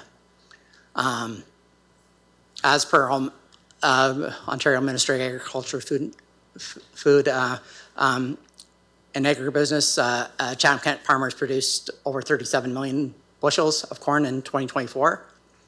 17.5 million of those bushels were delivered to the Greenfield ethanol plant. Above that, you have Lambton, Essex, Elgin, Middlesex around us that, of course, also delivered to this plant and enjoy that 30 cent premium. you calculate that out, that's over $11 million increase to farm revenues annually by having the ethanol plant locally, plus greater impact, greater regional impact. And, as I said earlier on, part of the ethanol plant is approaching end of life, extending the life of that ethanol plant for the next 30 to 50 years. Just the simple math here is a $337 million to a $561 million local impact to local corn farmers in today's dollars. So, over those 30, 50 years, we're talking $1 billion of local benefit to farmers in Chatham-Kent and surrounding region by making sure that ethanol plant is working at capacity. I will tell you it's not working at capacity right now. The end-of-the-life systems are having an impact. They're down 10% production over the last couple of years. So the Green for Global staff have reported to me that the ethanol plant will return to 100% production levels in 2029 and use 10% more local corn than it does today.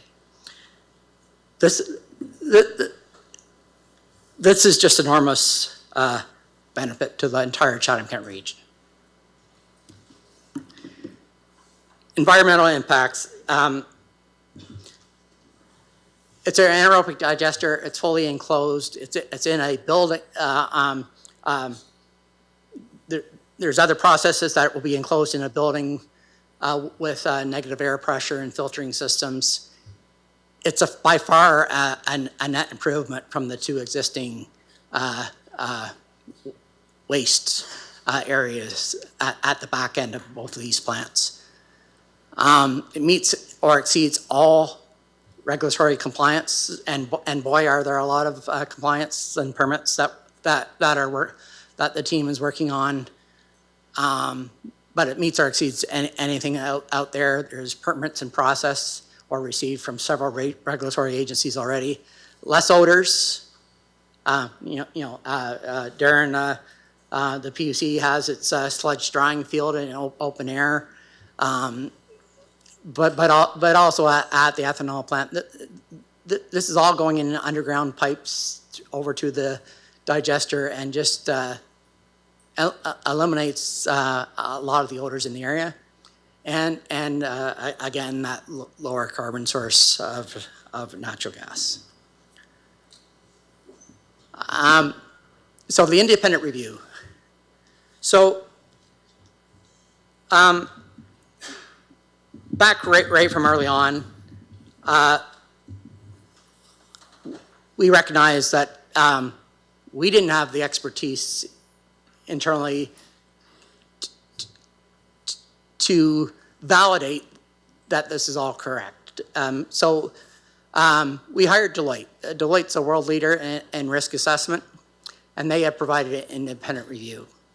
And so I think you all know what Deloitte does, but it provides auditing, consulting, financial advisory, risk, tax, and legal services, has approximately 470,000 employees globally, operates in 150 countries. It's the largest professional service network in the world. Their reputation is important as they've been in business since 1854. And our previous council report recommended that we get an independent review, and council supported getting the best advice on this complicated topic. And that's exactly what we did by bringing Deloitte on board. Deloitte reviewed the capital cost assumptions, operating cost assumptions, the financial model, and risk analysis. They spent hours and days going over the fine details with staff. And Deloitte is recommending that council approve the project tonight. If Deloitte had flagged concerns with this de-risked conservative model that I'm presenting to council with the Appendix A conditions, if they said there was a problem, I'd be saying tonight, do not go forward. heavily rely on Deloitte's opinion.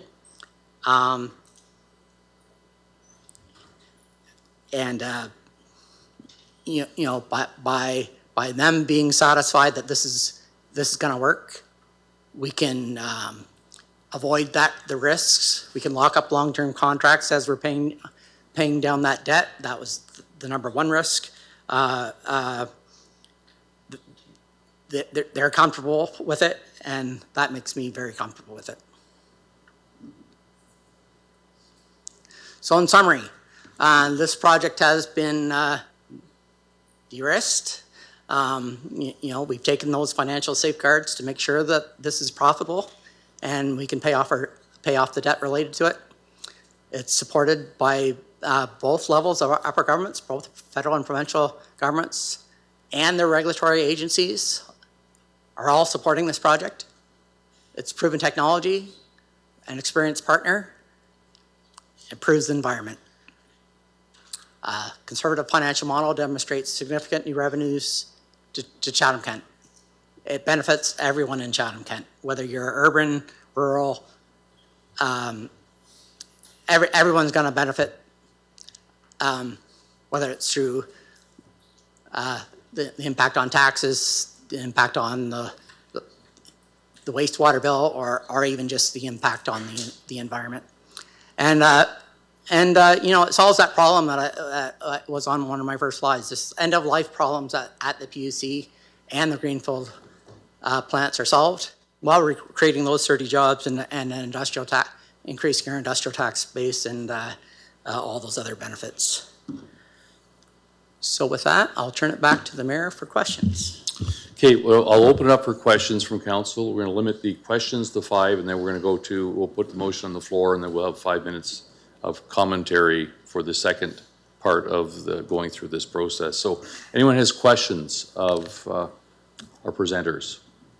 Councillor Finn. Thank you. I'm just going to ask all 3 questions at once. They're pretty straightforward.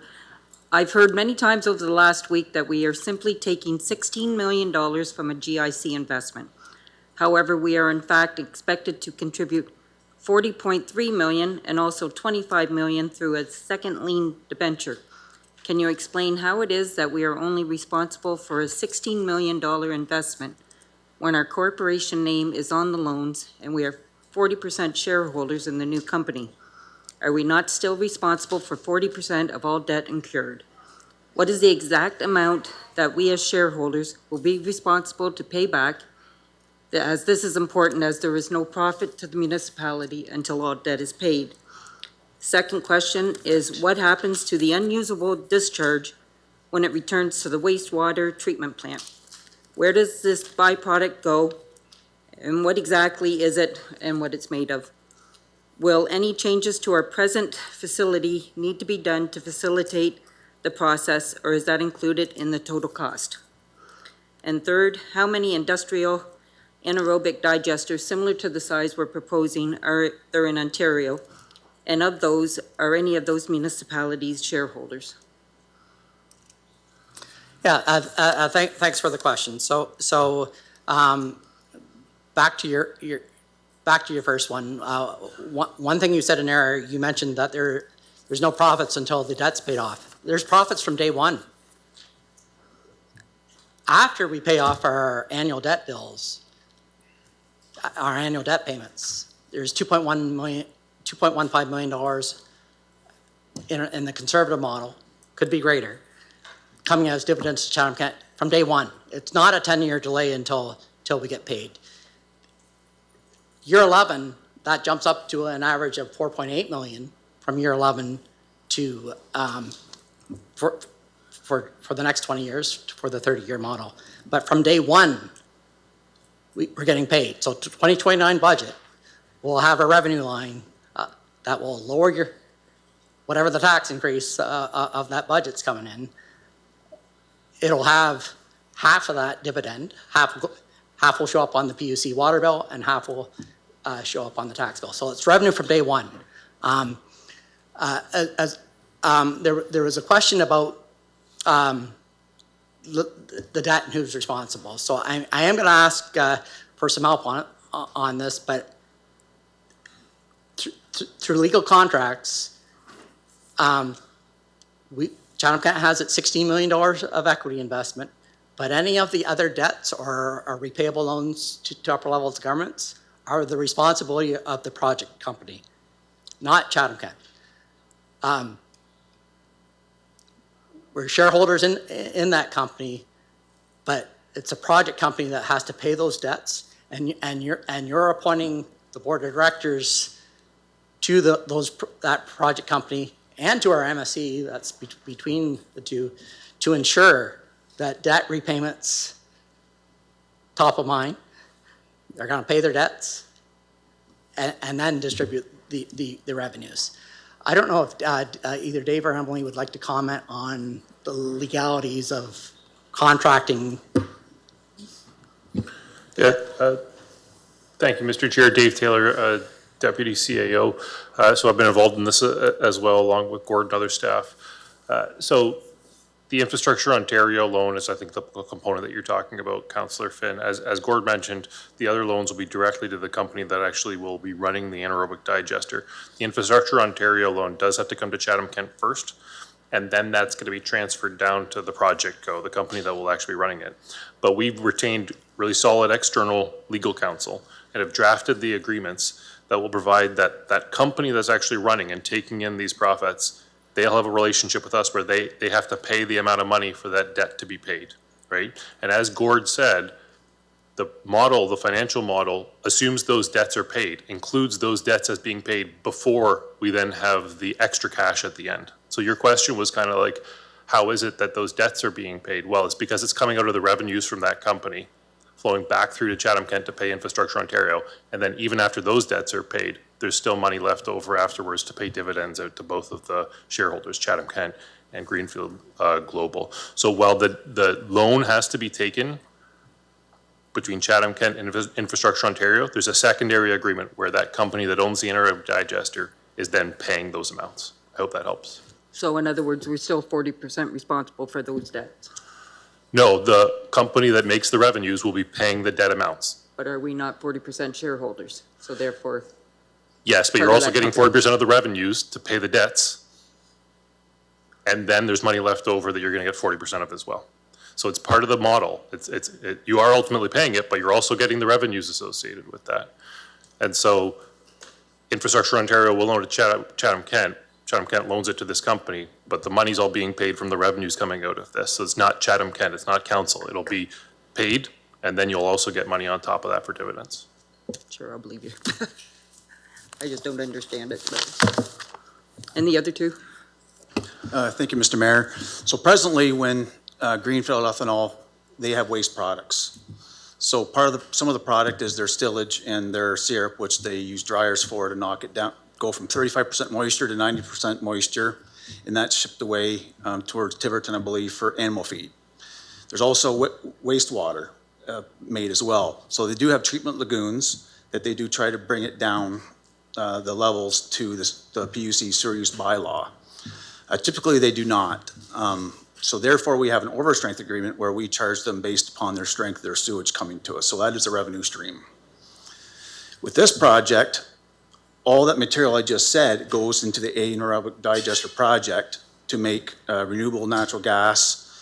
And so when it's done its cycling in the digester, you'll be left with the solids, which they call digestate, and it's going to be anywhere between 20 and 25% moisture.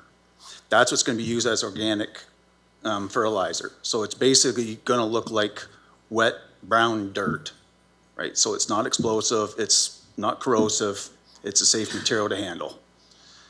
There is a wastewater treatment plant attached to this anaerobic digester, which is a big cost to this plant because we needed it to get the parameters down to the sewer use bylaw levels. Dr. Hasham has what Gord had talked about. They met with 3 different vendors, went through what they're trading, and Veolia is was the successful vendor that said they will meet our sewer use bylaw. If they do not meet the sewer use bylaw, we will be back into an overstrength agreement with the project. Third question, there are 2 locally anaerobic digester projects. One's Seacliff Energy in Leamington, Another one's Stormfisher in London. And City of Toronto owns two, and one in particular is the Dufferin Organics Processing Facility, which they, like I say, they own both. So they are out there. There's also an anaerobic digester at the University of Guelph where they treat the cattle manure. So this is proven technology and to make clean, renewable natural gas. Okay, thank you. Councillor Harrigan. Thank you. I have a question. I apologize for not sending it early. I believe this question is for either Gord or our legal team.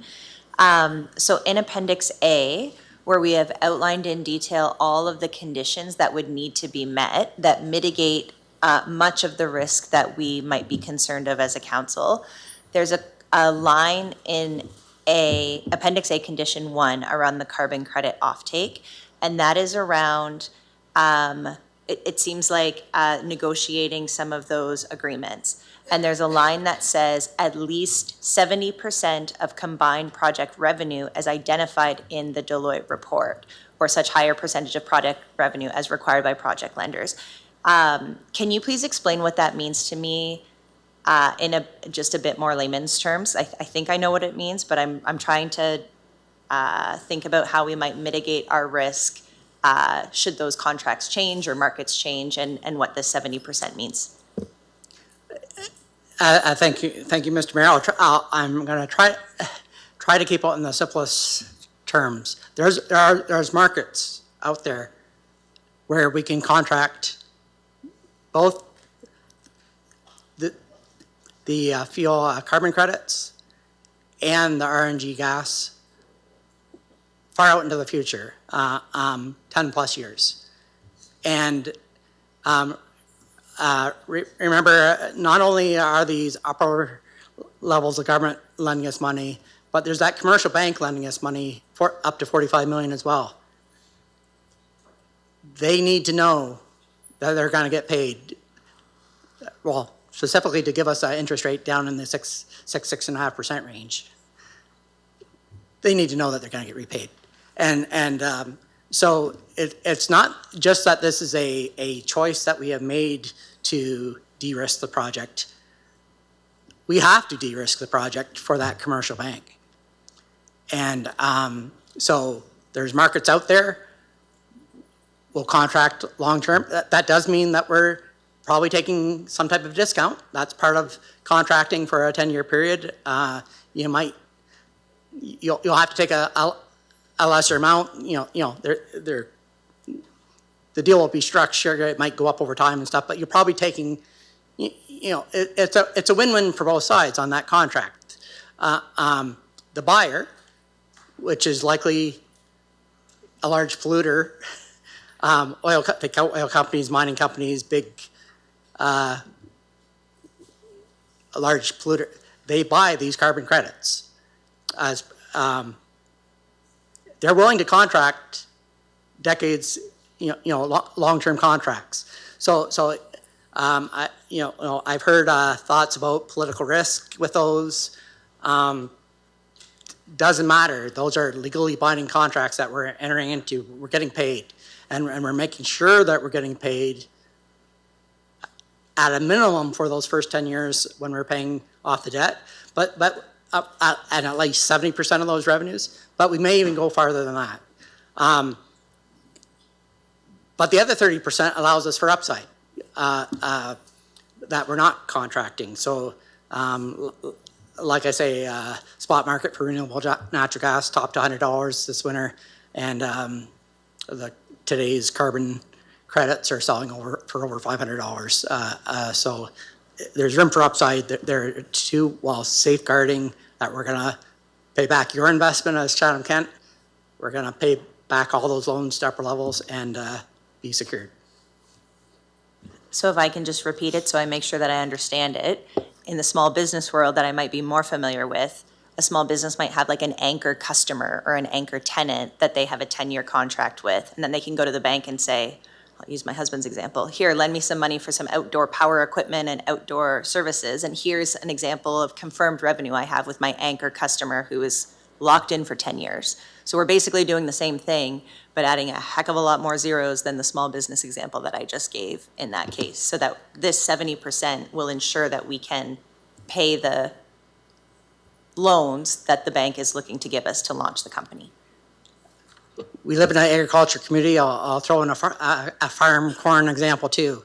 Many farmers might contract half of their, before they plant and before they put fertilizer in the spring, put fertilizer on and plant in the spring, they might contract half of their sales for our October, November in advance to guarantee they got enough money to pay the bank and to pay the machinery operations. And they'll probably hold back some to speculate on when's the best time to sell, whether it's in the summer, next fall, or the following winter. It's the same type of thing. You lock up, you make sure you can pay your bills first.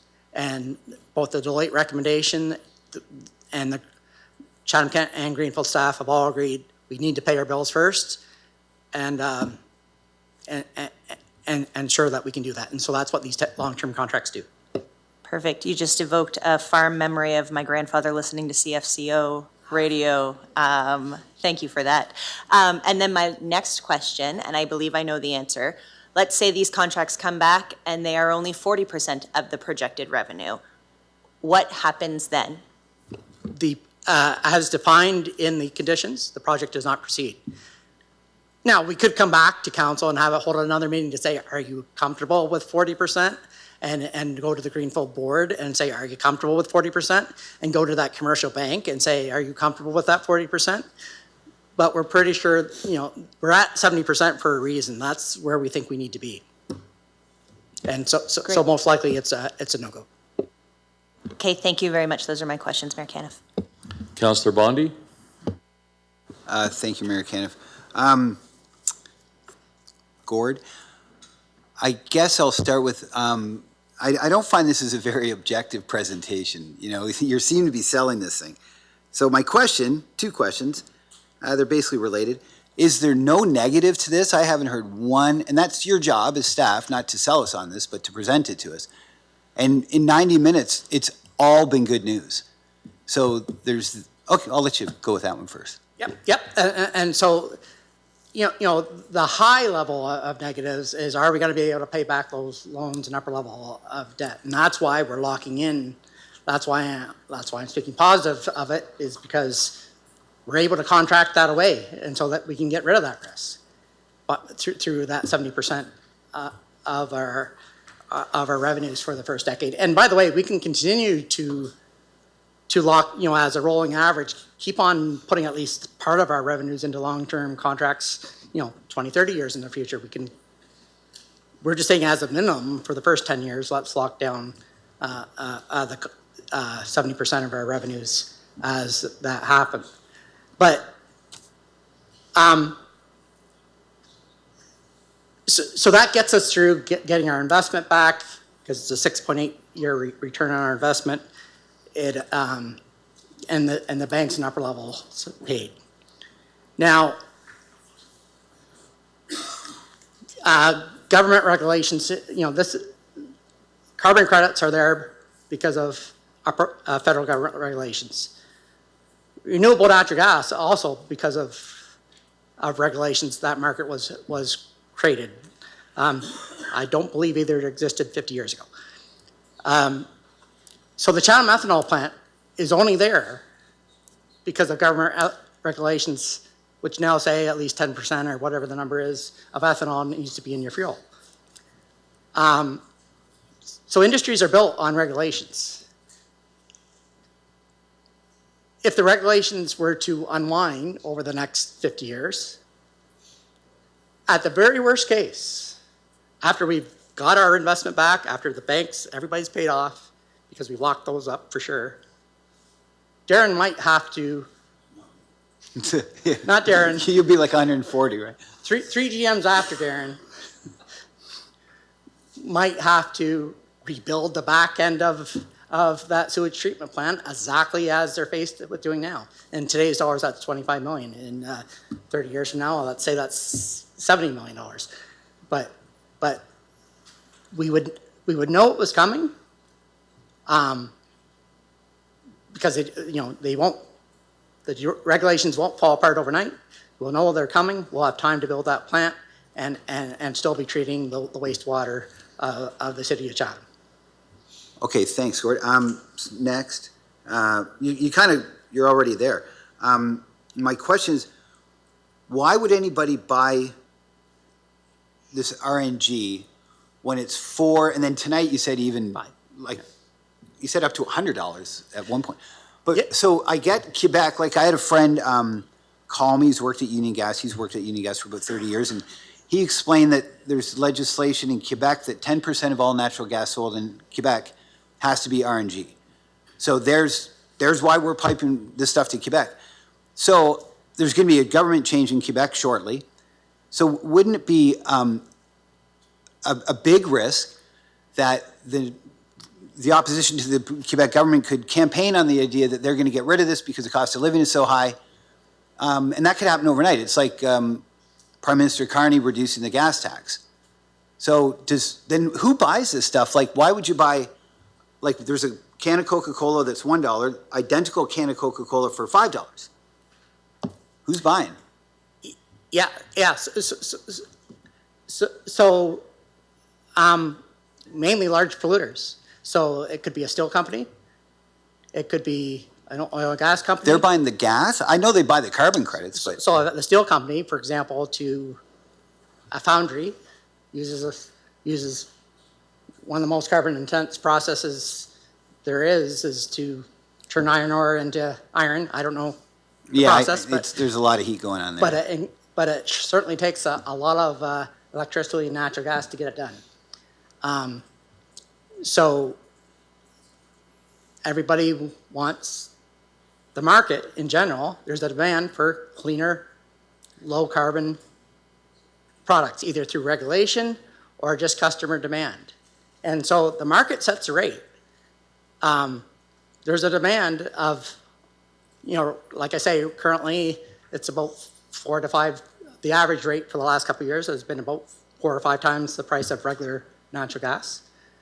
But that's a supply and demand market, and the supply was low this winter, so the demand jumped up to $100 for renewable natural gas. So again, I'm not getting... The demand for those carbon credits is so strong, it's going up by about $50 a year the last few years, and in BC today, this week, they're paying over $500 for those carbon credits. Carbon credits I get, but the natural gas, it was explained to me they're identical. So why would anybody buy something at 5 times the rate? I just don't, like, it burns the same, right? Like, again, we're back to upper level government regulations on polluters and them needing to, for example, in my steel example, to build clean low carbon steel, they need to burn clean renewable natural gas to get the job done. So there's but we don't sell it in Ontario, right?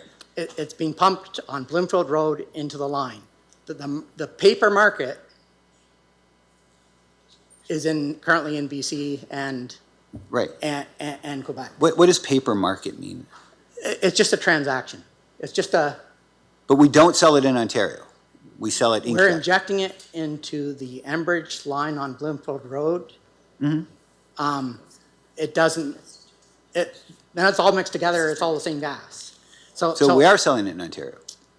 It's being used in your... It'll be coming into your house in Chatham, Ontario. Whether you want it there or not. So a month ago you said we're going to pipe it to Quebec. We're not piping it to Quebec. We're selling it on paper to Quebec or British Columbia. We're selling it on paper? Oh, okay, this sounds a little tricky. Not tricky. Well, okay. Practice, so we're selling it on paper in Quebec, but we're using it in Ontario. Done at Stormfisher in London, done at Seacliff and Leamington, done around the world. It's just a transaction.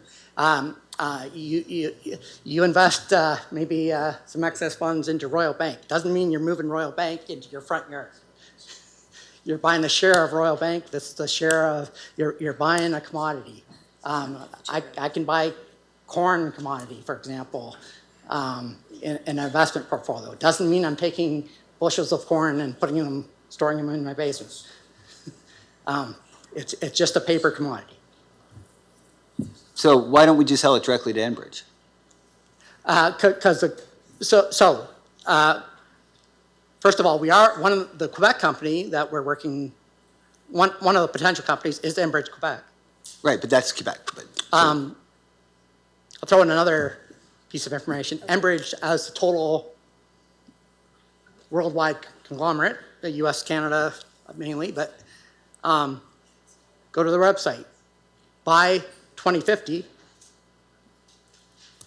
they're saying to their shareholders and to the citizens of the world that they'll be carbon neutral by 2050. They're in the business of oil and gas, but through buying renewable natural gas, their own mandates driven by their shareholders will be that they buy, whether it's 10 or 20% of the gas from renewable sources over the next decade. This market's just getting hotter and hotter, and So it's very much a policy-driven thing, right? It's policy. Yes, but worldwide policies. Okay. This isn't just, I know we talked about the Canadian government, but this is also, Europe is requiring this. Europe's becoming one of our biggest trading partners, for example, right? I'm sure my time. One more really quick question. I know I've been on. No, we've I'm done. been Okay, way that's past no. 5 You said that at the beginning. I get it. Councillor B. McGregor, followed by Councillor Juveville. Thank you. I think I've developed more questions while listening to the other questions, but with respect to the de-risking and the 10-year contracts on carbon credits and speaking about like the risk around change in government, is that risk similar to what renewable energy projects would have faced years ago when they locked in their pricing, governments changed, but the contracts remain? There was just no new contracts, right? So whatever those projects were initially locked in at, even with government changes, you can't just unwrap these multi-year long-term contracts. Is that correct? Correct. Okay. I'll do a short answer for that. That's helpful. I like short answers. That's good. The other thing I was thinking about, I was during the time reading the Integris audited financial statements from 2024, which is great reading. So to Councillor Finn's question around debt servicing municipal portions of debt, Integris holds long-term debt, correct? Correct. And Integris pays us a dividend every year. Sometimes it's been as high as 6 million, it's 2 million, it's 4 million. So they service the debt and then still pay us a dividend. Is that correct? And they've never failed. Right. And I think that was 2001 that Integris came into being. So what was the municipal investment in Integris? I know it's a little bit of a different story, but. Yeah, so again, because of Ontario regulations in the electrical market, there was a change. Before, communities owned their local electrical distributor, or they had Hydro One servicing their town. Like if we go pre-amalgamation. At amalgamation, the hydro PUCs, they're all mainly, like in a town, Ridgetown, for example, where I worked, there was the Ridgetown PUC, which was electricity and the water and wastewater. The electricity groups were all at amalgamation. We made Chatham-Kent Energy Corp, and that was on our balance sheet as an investment.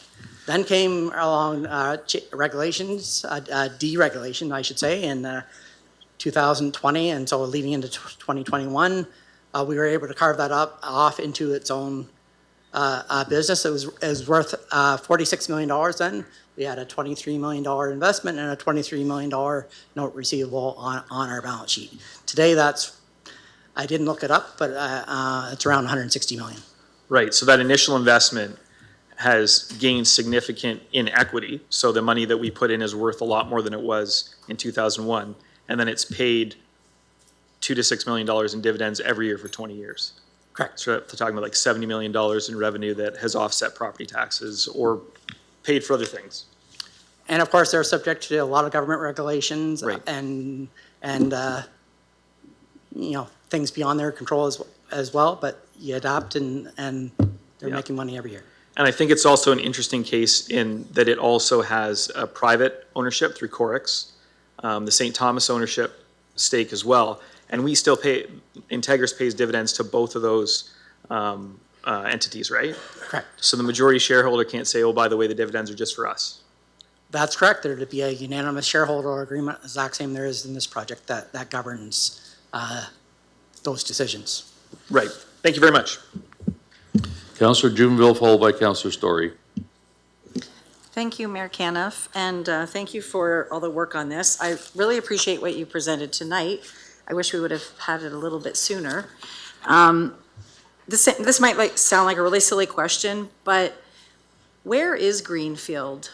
I just think if I was entering into a 60-40 partnership with somebody, I would present myself. How come they have not done that? That's internal, you know, we're presenting to our board of directors, council. Okay. They're, within the next few days, reporting to their board of directors. We won't be in that room either. Okay. But okay. Tonight. Oh, sorry. You're. VP of Operations for Ontario, so the Chatham, Tiverton, and Ottawa plant, and then Corey Corn's plant. Okay, so you're the ethanol, like I get it, you're Greenfield, but. Part of the okay. Greenfield Global Corporation. Okay. Yes. I guess my question was, it would have been nice to see them standing there. That was my point, but thank you for calling that to my attention. Welcome.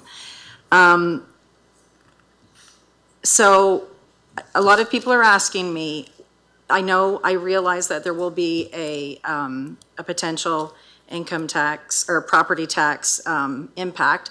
Do we know a vague response as to how much it will affect property taxes? Like how much? How much new property taxes will come in from the investor tax No, I mean, base? for people, like, will it lower the property taxes?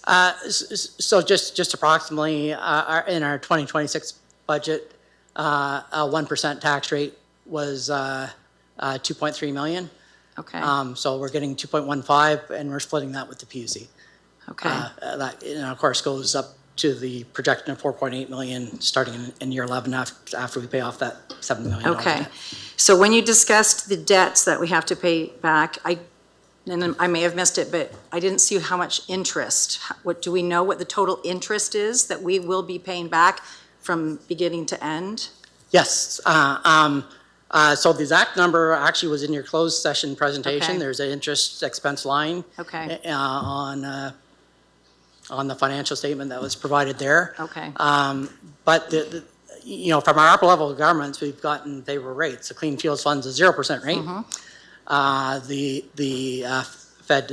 FedDev of Southern Ontario is a 0% rate, and through FCM, the Green Municipal Fund, that's at a 2% rate. So all great rates. The Infrastructure Ontario will be around 5%, and we're anticipating the commercial bank to be around 6.5%. I just wonder if the amount that we're paying in interest is going to offset what we'll benefit in. So that's already come off Okay. prior to the dividend. So the project company, Yes. as Dave illustrated there, it's a project company paying that bill. Okay.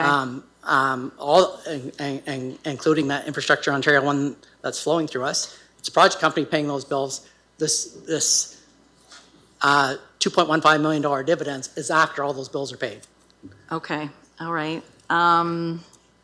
Okay, and I know that we've talked about this as getting exhausted, but I need to understand so this is in my opinion, this is very policy driven.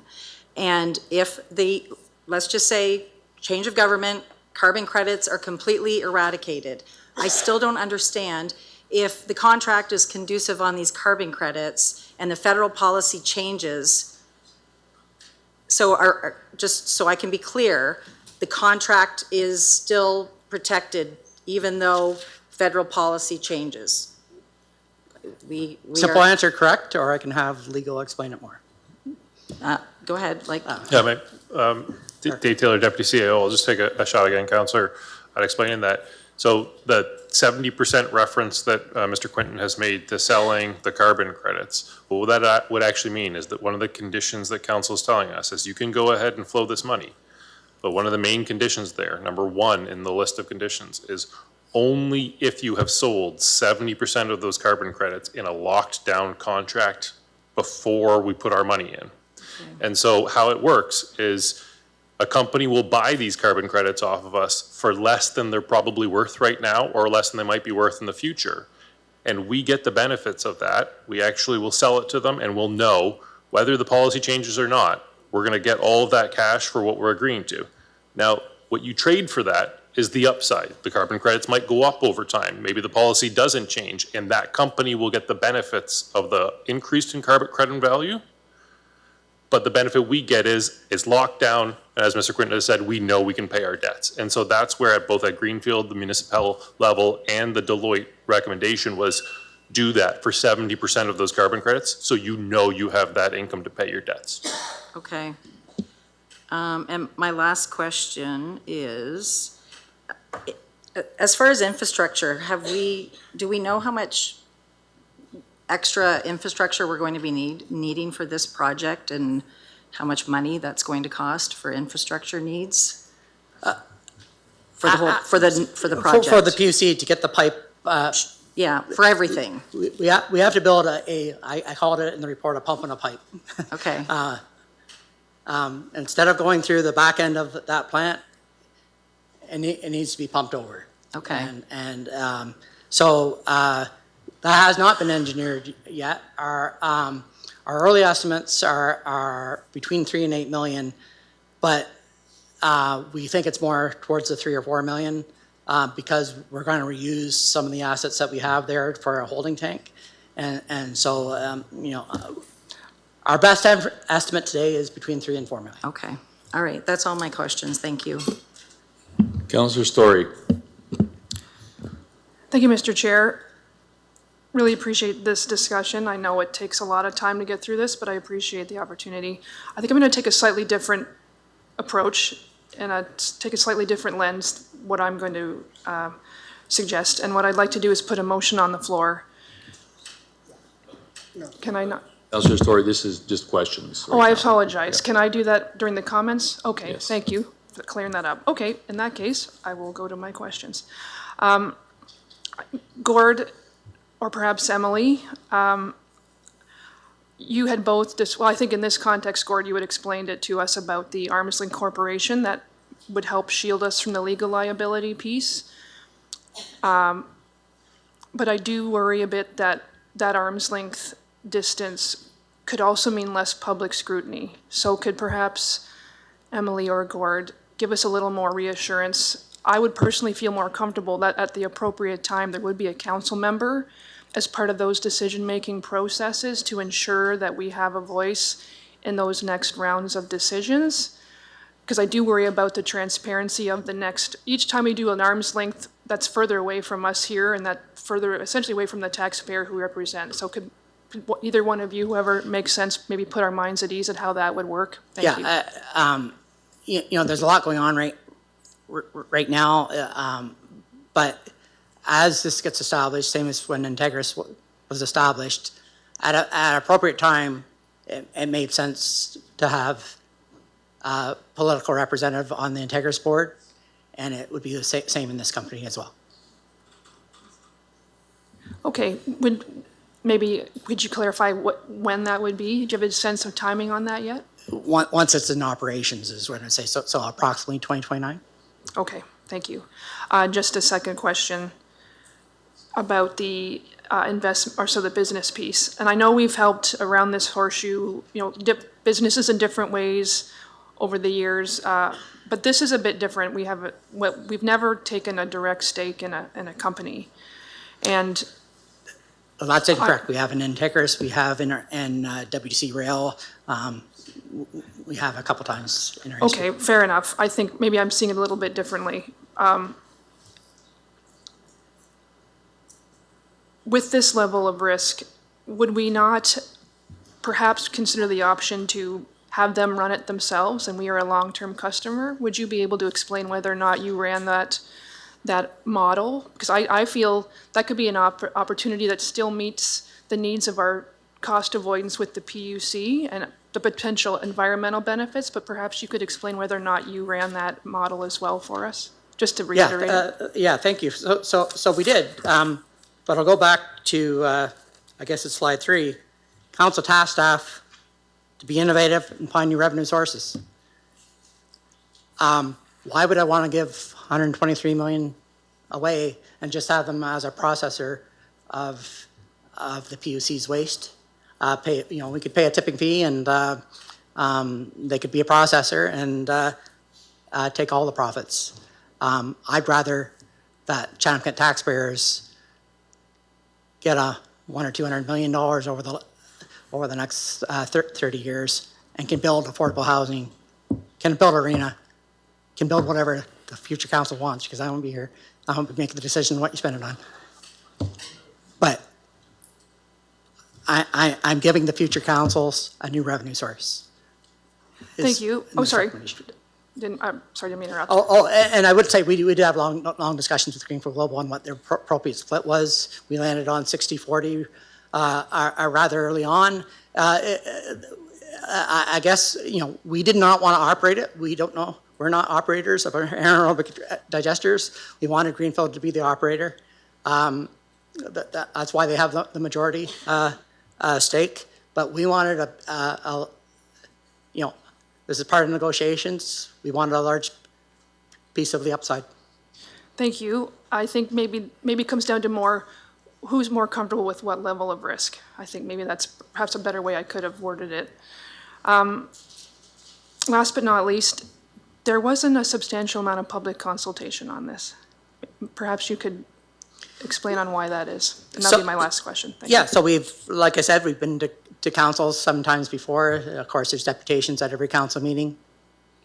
When I came here and did the, we came and did the creating the company in February.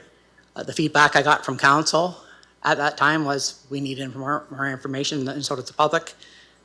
And so council directed me, it wasn't through a motion, but through the verbal discussion around the horseshoe. Council directed me to create a Let's Talk CK page and put every report on it and come back to council in March with a presentation to explain it more to council. So that's your direction. True. I think maybe there was a difference of opinion of what that looked like. Because normally for projects of this scale, we would have, like an in-person public consultation and that kind of thing. And we didn't, I think the Let's Talk page is a key piece. And I think that really is an important part of a bigger picture. But I think there would have been more helpful to have more to that this time. But I guess to put it another way, on item 16B on your agenda, our $350 million of other investments that we have that we've never had a public meeting on. This is simply taking 16 million of that, about 4%, and investing something different to make a 26% return. True, but Gord, that's not quite the same thing. I mean, I don't see it. It's not going into our operations and our financial statements. It's going on the investment line, the exact same as an investment in my Royal Bank example. Okay. Okay. Well, can you just remind me to to replace we're it? way past 5 minutes. Actually, I'm timing it on my phone, but I guess I'm usually the one that always goes over, apparently. Thank you. Any other questions? Councillor Doyle. Thank you, Mayor. Any questions I was going to ask were already answered, but there was one that came in from a constituent just now.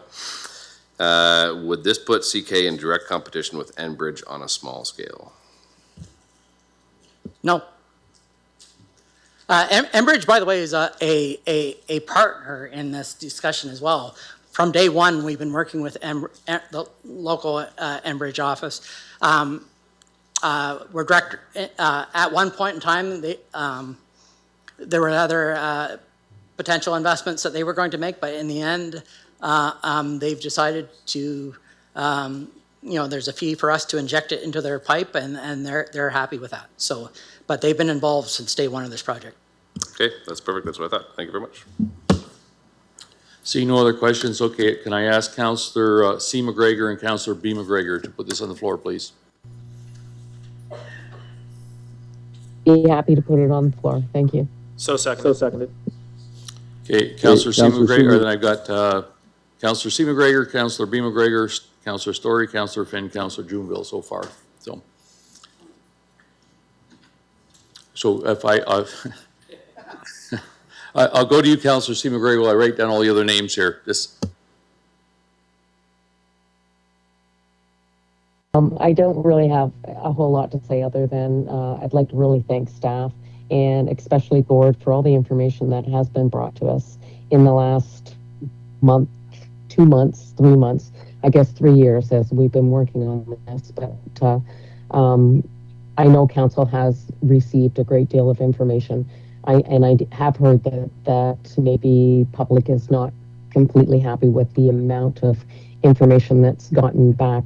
But I do know that council has been provided a lot, and especially the amount of questions that have been answered to us through closed session and through open session. So again, I would just really like to thank our management and the management team for working on this. I would also like to thank my fellow councillors because we have had some great questions that have been answered either through email or in the public or through discussions at different meetings along the way. So I don't think I have anything that I can add to it or any direct questions that I haven't had answered that I don't feel confident with moving forward with this project. So I will leave it at that and keep it short.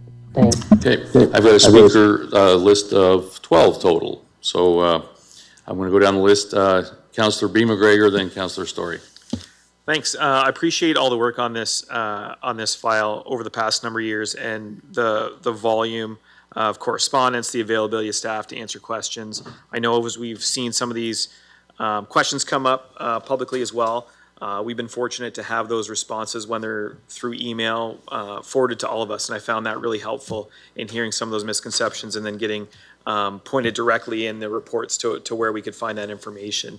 It was really helpful to me to hear from the KFA and the Chamber of Commerce, and I think that what we've heard and what I've heard over the years publicly from those organizations, from residents in Chatham-Kent, is that they recognize the strain on municipal tax dollars and the restriction on revenue that we have. There's one place to get it from property taxes, and seeing an opportunity with a private-public partnership that solves issues the PUC is facing, that solves issues the municipality is facing, and provides revenue, I think is really important. I think it's a sign of the hard work that staff has done to bring this project along this far.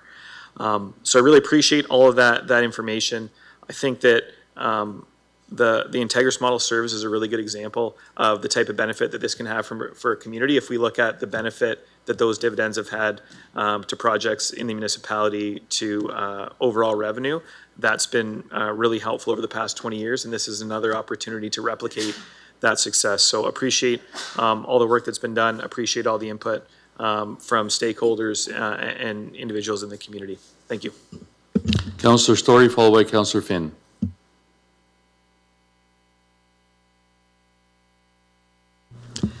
Thank you, Mayor Caniff.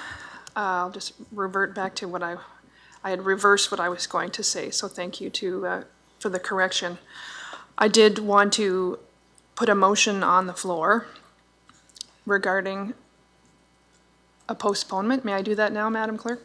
Thank you. Motion, in the interest of transparency on how taxpayer dollars are being spent, be it resolved that this motion be postponed until in-person public consultations have been held on this item. This public consultation would include appropriate representations from Deloitte, Greenfield Global, and members of administration, standard public consultation, public information center format, promotion of this event in all wards and Bikej-Winong, Walpole Island, holding a special council meeting at the earliest possible date to allow for enough time for the public to review the proposal. Thank you. And all I would say, sorry. Sorry, can I get a seconder for that? Thank you. Councillor Finn. Thank you, Mayor Caniff. You just have to stick to the postponement. Yes, thank you. Thank you. The reason why I brought this forward was because we recently went to a presentation put on by a senior staff person here, and they talked about the role of council representing the public and considering the well-being and interests of the municipality in the Municipal Act and ensuring the accountability and transparency of the municipality. And I just see that overall, I know we have received a lot of information, but we haven't included the public as effectively in that process as I think we could. I really do believe that everyone in this room values that process and values public feedback.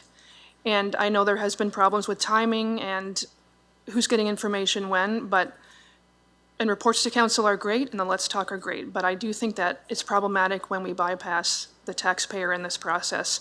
I don't think getting that taxpayer input, getting resident feedback, I don't think it delays the process.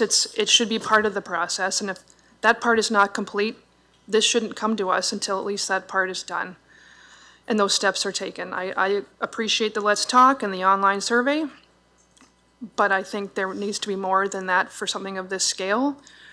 I believe there's always time to do the right thing. We want to include the people whose voices we represent, both who have the ability to come in person and share their feedback. Really appreciate everyone who's done that tonight, but also those who are listening at home and watching and providing their feedback in that direction as well. And I just feel like we're sending the message right now that we'd rather not have the taxpayers part of that process, and that makes me uncomfortable.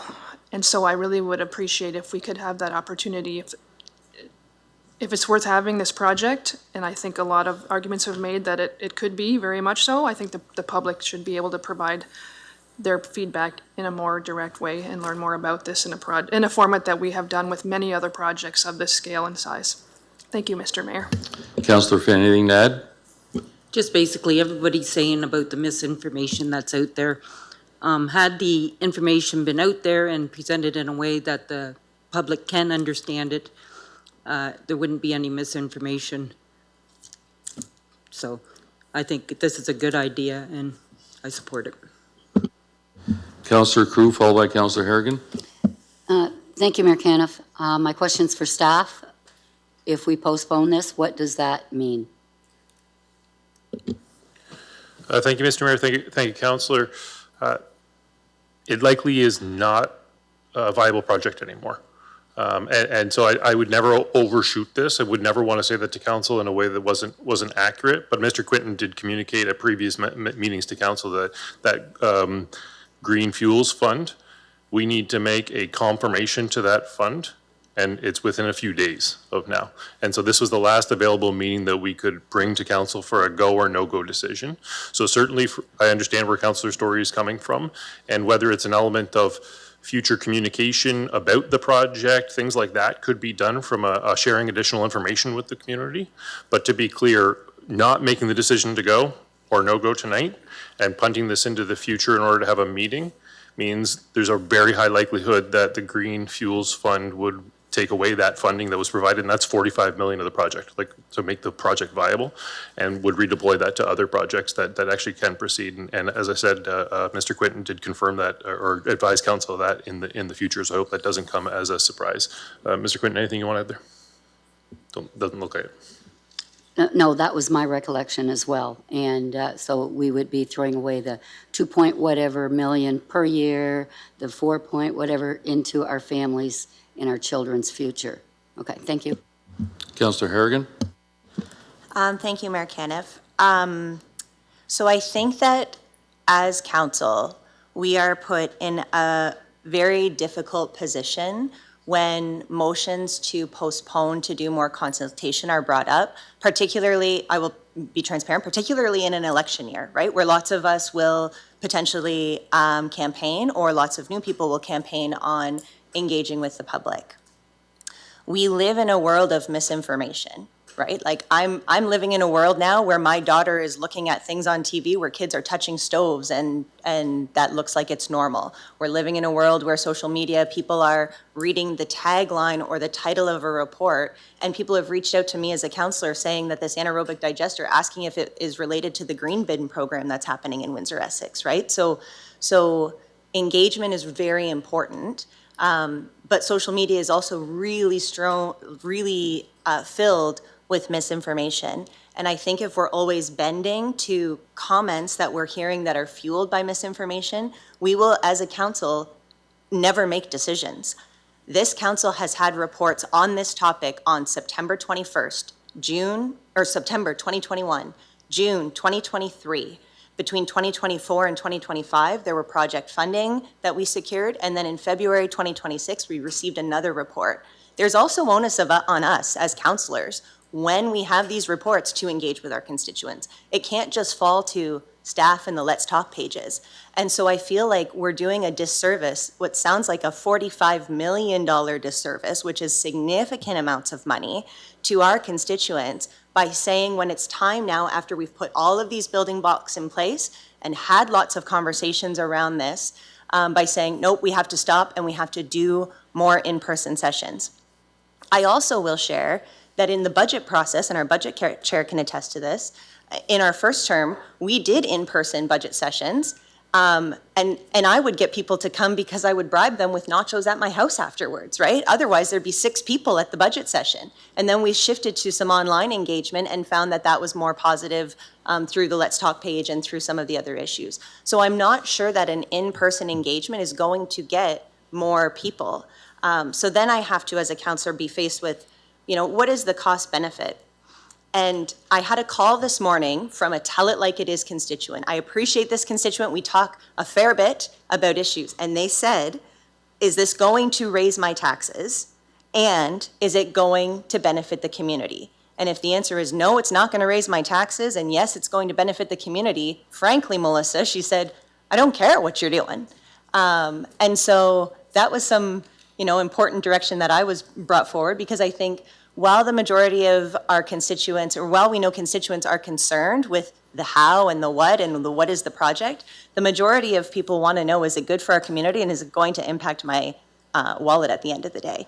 And so I'm voting no for this. I'm sure that there's going to be misinformation that's spread because I'm going to vote no for this, but I think it's the right thing to do. And so that's why I'm going to really hope that as a council we can get to a decision where we can make this decision tonight for the betterment of our community. Any other questions? Councillor Sakachi?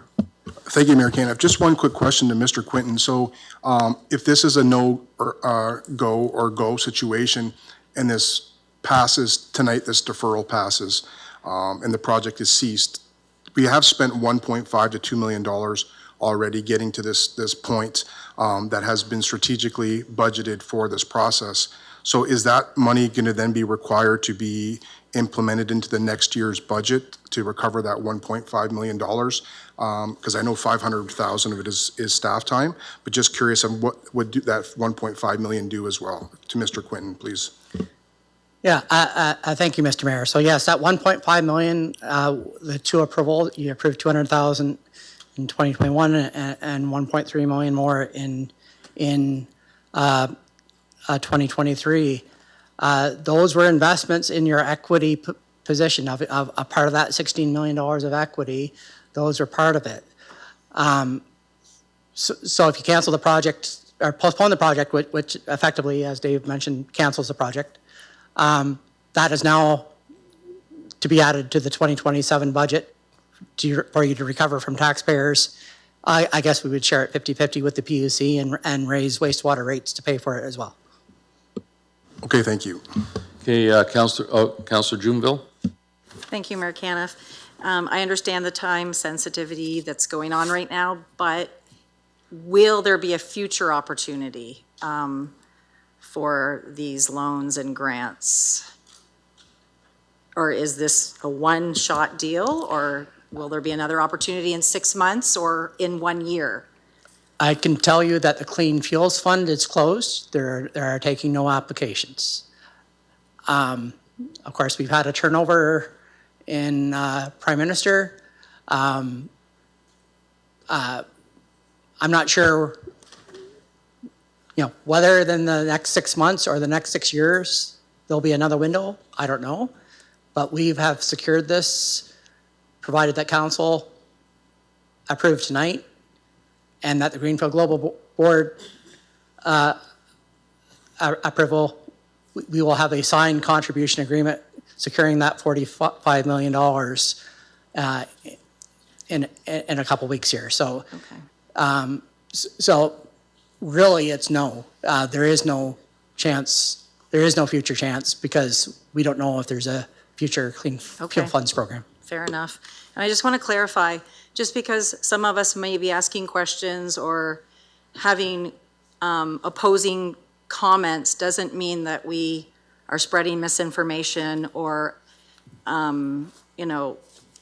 attacking other counselors for having a different opinion than the rest of us. That doesn't constitute misinformation just because we might have a different opinion on the matter. That's what democracy is, and we're entitled to have differing opinions. Just point of order, Mayor Caniff, to clarify, I was not speaking about anybody's councillor comments or anything. I was speaking more of misinformation on social media. I'd like to just make that very clear. Okay, thank you for clarifying. Councillor Story, any final comments before we vote on this? Thank you, Mayor Caniff, and I appreciate the feedback. I think obviously there are some difference of opinions and interpretations of how we're viewing how we treat public consultation. I think personally there should be more, others think there should be less, and that's fine. I think personally I have always made it clear throughout this term. I think if you watch my the motions I've made and the comments I've made, I always will go for more public consultation and more engagement with our citizens than less. It's not a delay tactic, it's genuinely what I believe in. And whether this was an election year or not, every year of this term I have tried to make it clear that that's important to me. And it's okay if other councillors feel differently, but I don't really appreciate that implication. But the bottom line here is we didn't do what we normally do for public consultation. And again, we can agree on whether we think that's a good idea or a bad one. I don't agree with it. I think it's a bad one. But we did ask for it in February, in March. We didn't get it. So I do think we had time. I think it's always it can be dangerous and sort of a bit challenging when we have these meetings 3 days before a deadline. It doesn't allow for it really puts us in a corner to make a decision and allow for that, but that's where we find ourselves. So I appreciate the opportunity to bring this forward and to be the voice of some of my constituents. Thank you very much. Either Mr. Dubin or Mr. Gord, could you respond? I want to clarify the one point that we as council asked for what happened and let's talk and everything. You just said whatever we asked for as council didn't happen. So I want to clarify, Gord, pardon me, Mr. Mayor, I didn't say that. I said we did raise questions about public consultation. So that's what I meant. If that wasn't clear. Okay, sorry, because you said that we did not do what you was asked. Well, some of us did ask. Administration did what we asked as council to do, the let's talk and everything else. So I wanted to clarify that. That's a point you said, and that was not the case. Okay. So, and seeing no other questions, then we'll put it to vote. We're voting on the postponement that's on the screen currently. Councillor C. McGregor? No. Councillor Wright?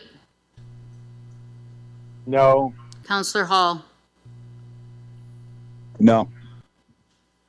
All votes are in. Motion fails 7-11.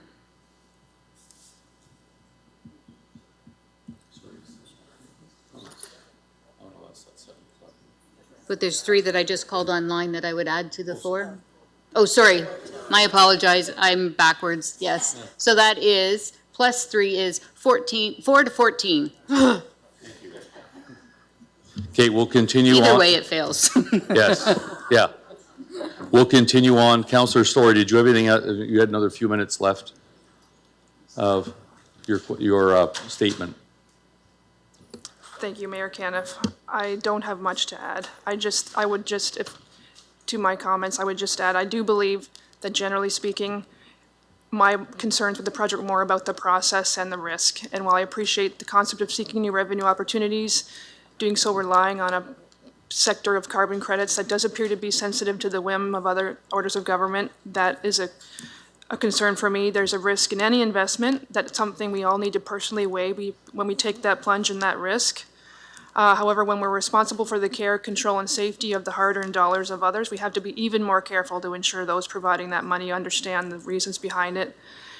And I thank you for the opportunity to share that feedback. I do think we need to continue to focus on our core activities, and I worry that we continue to move ahead occasionally with these costly projects, which don't always have immediate benefit, and neglect our core responsibilities. I would just reinforce that raising questions about this is not naysaying, it's not standing in the way of projects or progress. It's raising legitimate questions about why we were approaching these things the way we do, and what levels of risk that each of us around the table are comfortable with taking with taxpayers' money. Right now, I am not comfortable with taking that risk. 1 minute warning. Thank you, but that could change in the future if the information was concluded in the public.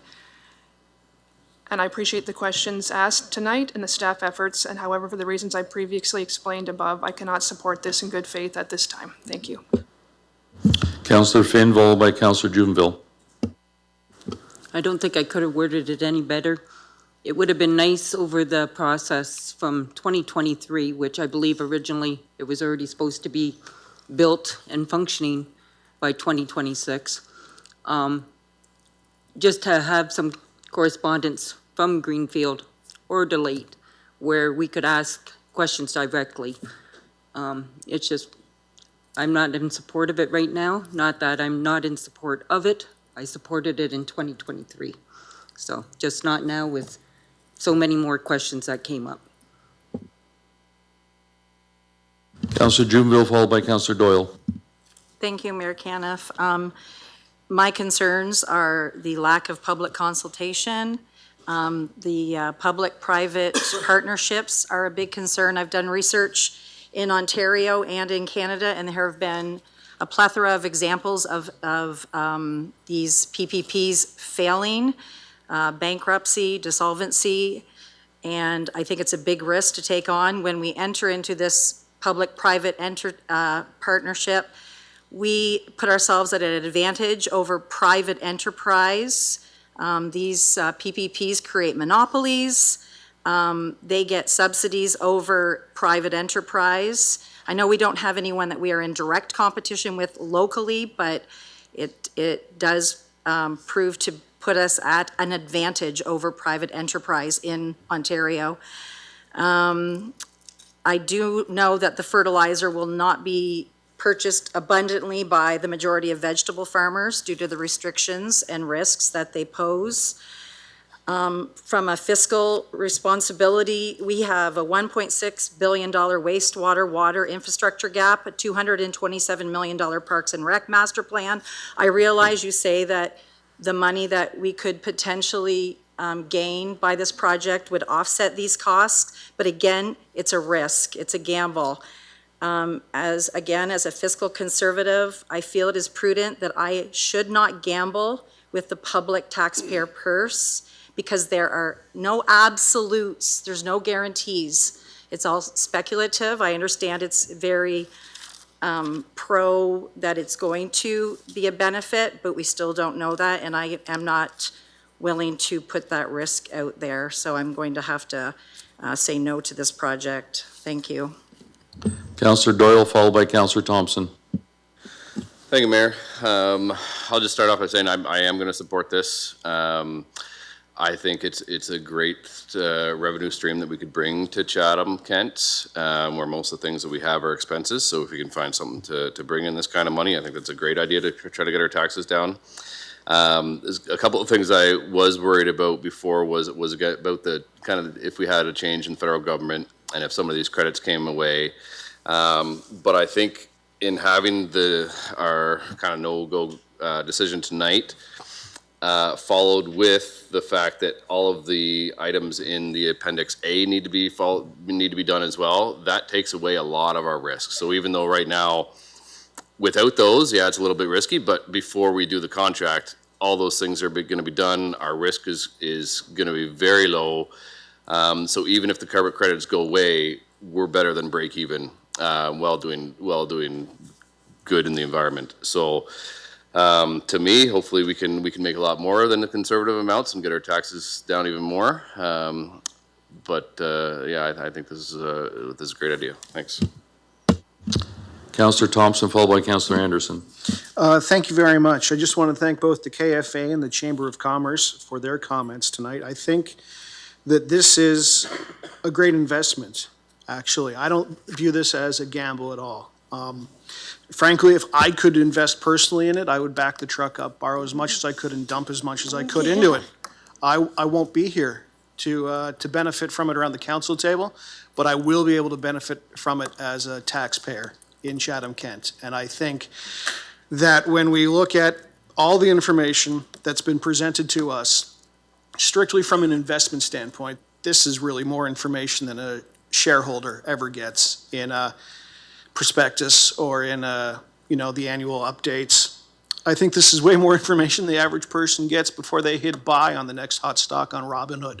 So I can't see why we would say there isn't enough information. And listening to some of the comments within the community and the concerns, and I understand them, this isn't even the first anaerobic digester in Chatham-Kent. There is one in Ridgetown and has been one for years. And all those concerns about smells and odors and safety, Ridgetown's operated flawlessly. And they had a payback of, I believe, about 13 years. And I've heard that our payback here is less than that, at 6.5 or 7 years. So this is a fantastic investment. And that's what it is, an investment, not a gamble. And I am very happy to support this. Thank you. Councillor Anderson, followed by Councillor Harrigan. Thank you, Mr. Mayor, and through you. We, as a municipality and our constituents, we've heard time and time again to find revenue sources and find ways to decrease our taxes and find funding sources. And this project has brought both of those things. So I want to applaud the administration for bringing this to us and bringing this opportunity to our municipality. There's questions about why wouldn't we just leave this to the private sector? Well, in all honesty, we want a piece of this pie, and it's a really good tasting pie. And sometimes some will say, it's too good to be true. I do not believe that it is, and anybody that I have spoken with, and I definitely appreciate the KFA for being here and the Chamber for being here, and other experts that I've spoken to in the field, I appreciate their expertise on this. This could very possibly be the greatest revenue opportunity in the history of this municipality. So I'm very happy to support this tonight, and that's all my comments for this evening. Councillor Harrigan, followed by Councillor Scott. Thank you, Mayor Caniff. I personally felt very reassured by the report that was provided by Deloitte and the review that was given. Very often I have seen reports from third-party consultants that say, no, do not do this, and here are the reasons why. And I think, as Councillor Doyle had said, Appendix A really does provide us with that reassurance that we can mitigate the risk to this investment as a municipal organization and reassure our taxpayers that this is not a gamble, this is strategic. Revenue options for municipalities are limited, and this is one that is very well thought out and will result in revenue for this municipality. And I think we as councillors are obligated to think about those creative opportunities, and I think that we have done an excellent job. I want to thank staff for all of the work that they have put into this. I'd also like to appreciate Greenfield. Thank you so much for coming tonight, to the representatives from Greenfield. I will also share that I know some constituents who work for Greenfield. It's a great place to work. They really enjoy their work. And I don't think we should overlook the fact that this project is also going to create 30 well-paying full-time jobs in Chatham-Kent. So there is economic spin-off that we can see directly from this project. And I'm excited to see what that brings as benefit. As councillors, we want to look for opportunities for those well-paying jobs in our communities. So overall, I'm going to be supporting the project.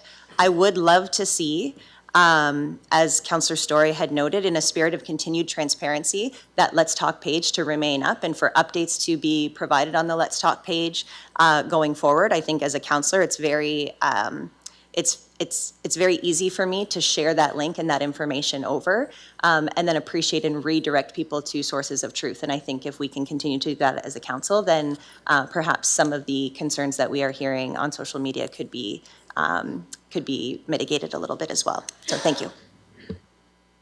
Councillor Scott, followed by Councillor McGrail. Thank you, Mayor Caniff. I do want to thank the deputations that came in, particularly, Mr. Cunningham from the CK Agricultural Advisory Committee and Mr. Ring. It's not often that we get two separate entities that represent a fair amount of urban aspects as well as rural aspects, and the diligence in how you presented yourself. My summary was going to mention a lot of those things, and I think that you guys did an absolute bang-on job at summarizing it. A couple things I wanted to thank staff, especially. I know Mr. Quinton's worked really hard on this, taking calls on Sundays. I spoke with him a few times yesterday, had lots of questions for him. Also want to just recognize that this does follow our terms of priority in council. It talks about ensuring environmental sustainability. It talks about how we can continue to grow our community and the infrastructure. It talks about how we can, the recreational amenities that could be potentially gained by the funding that's coming in. And then it talks about financial sustainability.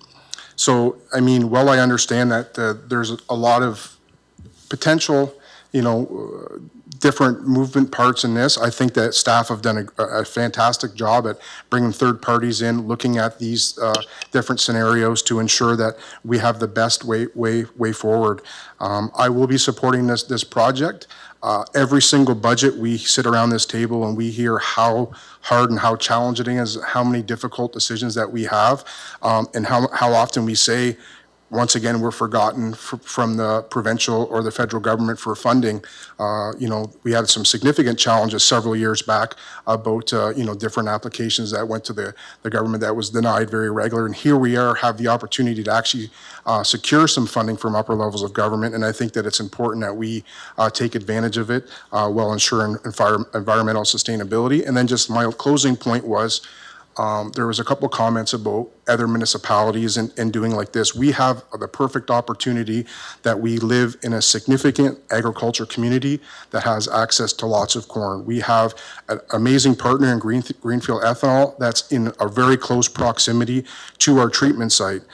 This is not an opportunity that a lot of communities have, and I think that it balances into a perfect opportunity for us to capitalize on this for long-term sustainability, not just for our municipality, but for our ratepayers in our community. Thank you. Councillor McGrail, followed by Councillor Crew. Thank you. Through you, Mayor Caniff. Gord, Darren, thank you so much for all your time and commitment to this project. Thank you for answering the questions I had and taking the time with me so I can fully understand what's being asked of us tonight. I truly believe that we have two really good guys and their colleagues working for us. And I truly believe in what they've given us. And going forward, they have absolutely done their due diligence here. I want to thank Greenfield Ethanol, but I do want to thank the founding members of the ethanol plant. Way back, if we remember, there's one I'm looking at in the back corner there that, without the foresight of that and the necessity for, our farmers, we might not be here tonight. So that goes out to who there. Thank you. Greenfield is an established, partner within Chatham-Kent. This makes sense, right? It makes absolute sense. Let's keep them here. Let's move forward together. This is what we're supposed to do. We're supposed to partner together and move forward together and, bring forth solutions that helps everybody. And I think this is absolutely something that's going to happen as we move forward. So thank you, Greenfield, for the opportunity to be part of this, for sure. I'm excited, moving forward. Get those contracts signed. That's what I want to see next. I want to see that, and I want that, announcement, we're ready to go. I'm ready for it, and get those agreements signed, and let's keep plowing through. So thank you. Councillor Crew, followed by Councillor McDonald. Thank you. Most of what I'm going to say or was going to say has been said. Councillor Doyle and myself are on the same page. Not very often that happens. It's a pleasure. But I just want to say this did not move forward silently or forced on us. We, like Councillor Harrigan listed off all the reports and the time that we've spent on this and the time that staff has spent on it. So I just want people to understand that we have been kept in the loop all the way along, and all these reports have been, 8 of them, in open session. So they haven't been behind closed doors. I'm very supportive of this. I think it's innovative. We told staff, be innovative, come back with some revenue streams, and you did. We're used to getting things, you know, here, we need a park, we need this, we need infrastructure, this needs fixing. Arenas, housing, roads, bridges, infrastructure, that costs money. And it's really nice, and it doesn't make us money, but we need those things. But to have this, it's really refreshing to have something that for generations to come and families in our futures that probably won't even be around, well, they're still getting the benefit of this investment in our community is really heartwarming to me. And I think that this is giving back and leaving this table and our community in a better spot by generating some of our own revenue. So in closing, I just want to say, Melissa, I didn't get offered to have nachos at your house. Next time though, right? Councillor McDonald. Thank you, Mayor Caniff. As someone who knows what an anaerobic digester is, thanks to the one in Ridgetown, and also how a wastewater treatment plant works, I really appreciate this project. It's innovative, it's creative, it's going to have tremendous impacts on our community, not only the PUC, but the environment, and on the agriculture industry, and also on future generations, as Councillor Crew just said. So I just wanted to thank Gord, Darren, and Greenfield Global for all your work on this, and I really look forward to seeing it operational in 2029. Thank you. I'll just say a couple of words before we pass it back to the mover and seconder. I look at this, and it's been some great discussion, and this is a huge opportunity for us. There's not many things that we do that can bring in significant dividends. Create a bit large investment in the community, additional assessment, we've got more jobs coming. I think one of the big statements though is it opens up when people from outside of Chatham-Kent look at us, they're going to say, look how progressive they are. Look, they're doing that public-private partnership, which is the way of the future, to combine, bring talents together. I think this is going to be an excellent project. Greenfield Global is a fantastic partner. And I want to commend, everyone has done this, but I want to commend the work of administration. You've done this for 4 years. You've done a lot of work on this. You've been very professional through the whole process. And I just want to hand that, because we wouldn't be here today if it wasn't for administration driving this forward, coming up with the idea. I know, Gord, you started this years ago, and you've worked this. So thank you to you and your entire team. Michael, thank you. And with that, I'll pass it over to Councillor B. McGregor, and then back to Councillor C. McGregor for final. Thank you. Councillor Sakachi just leaned over and reminded me we were thinking about the good old days and wanted to recognize former Councillor Claire Latimer, who was an early advocate of this project as well. And I think, along with thanking staff in Greenfield and Deloitte and everyone that's had a hand in what has been a very long and public process, a very engaged process that has produced a lot of information to go through. I think to my council colleagues as well, I want them to know that I appreciate the work that they've put into reading these reports, to asking questions, to getting that information back and making an informed decision, because it is an important, complex, and really beneficial opportunity for the municipality. So again, thank you to everyone. I look forward to supporting this and really appreciate all the work that's been done at this point. Thank you. Councillor C. McGregor, final words. Thank you, and through the mayor. And thank you, everybody, for all the great words around the council table tonight. And I tell you, as being the chair of the PUC and being in on this from the inception and the visit to Quebec to see the digester plant there and the project moving forward, and all the information that has come to us, like some others around this table, I'm very proud to have been a part of this.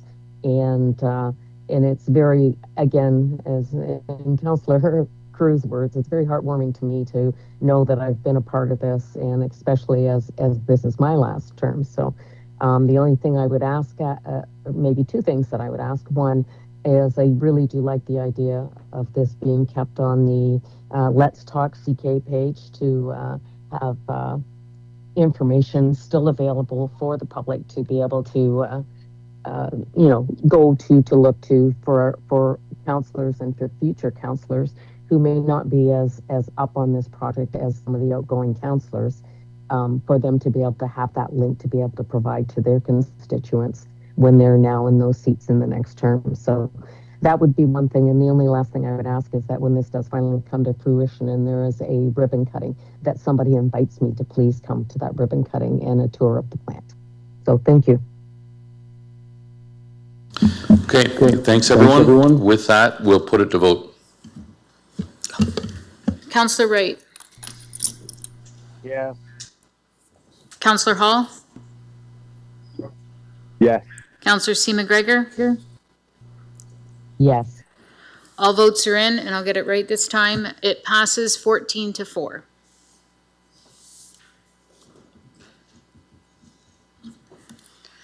Thanks, everyone. As I look at the clock, it's 9:12, and we've got through approximately 2 items that we had on the agenda.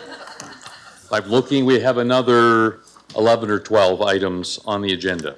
So I'll go to the clerk first. Is there anything that we need to get done tonight? I want to make sure that gets taken care of.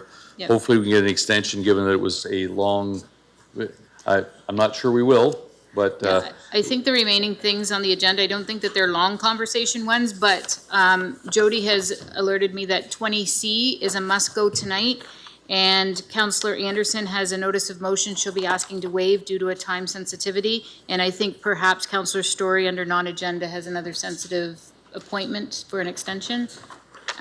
So I think that those are the 3 major ones that have to go, but I think we can keep.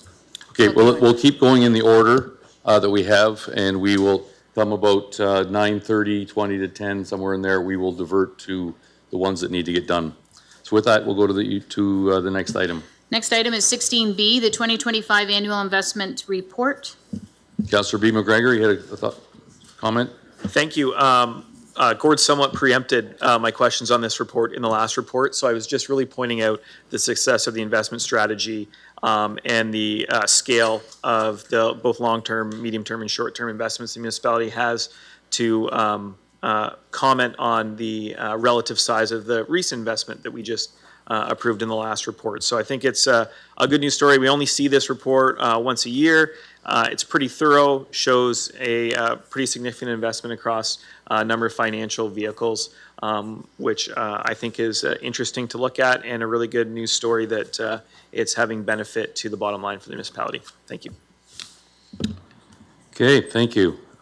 Item 17, Chief Administrative Office. 17A, Advocacy and Government Relations Strategy. We have a presentation by the Deputy CAO, Dave Taylor. Go ahead, you've got 3 minutes, Dave. And it counts as you walking up, so you're losing time already. I appreciate the challenge, Mr. Mayor. I just need my slide deck. There's a report on the open session or agenda tonight as well about this. It's outlining our strategy. This comes from a component of a reorganization that the CAO undertook to prioritize advocacy, including adding that to my job description as the Deputy CAO. So overall, we're trying to really address through this strategy that's included in the report to council two components of the strategy. One is make sure that senior level decision makers know about what our priorities are here in Chatham-Kent. You're not going to get anything that you don't ask for.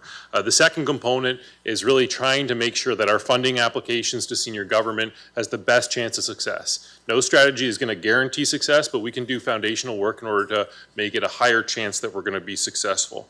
We see lots of other municipalities getting money. Why is this? We can't be sure, but it may be the projects that are being proposed. It might be specific grant scoring. But one of the things that we can control is focusing on government relations, building connections, and making sure that we get the best info about how we could improve grant applications or other advocacy efforts.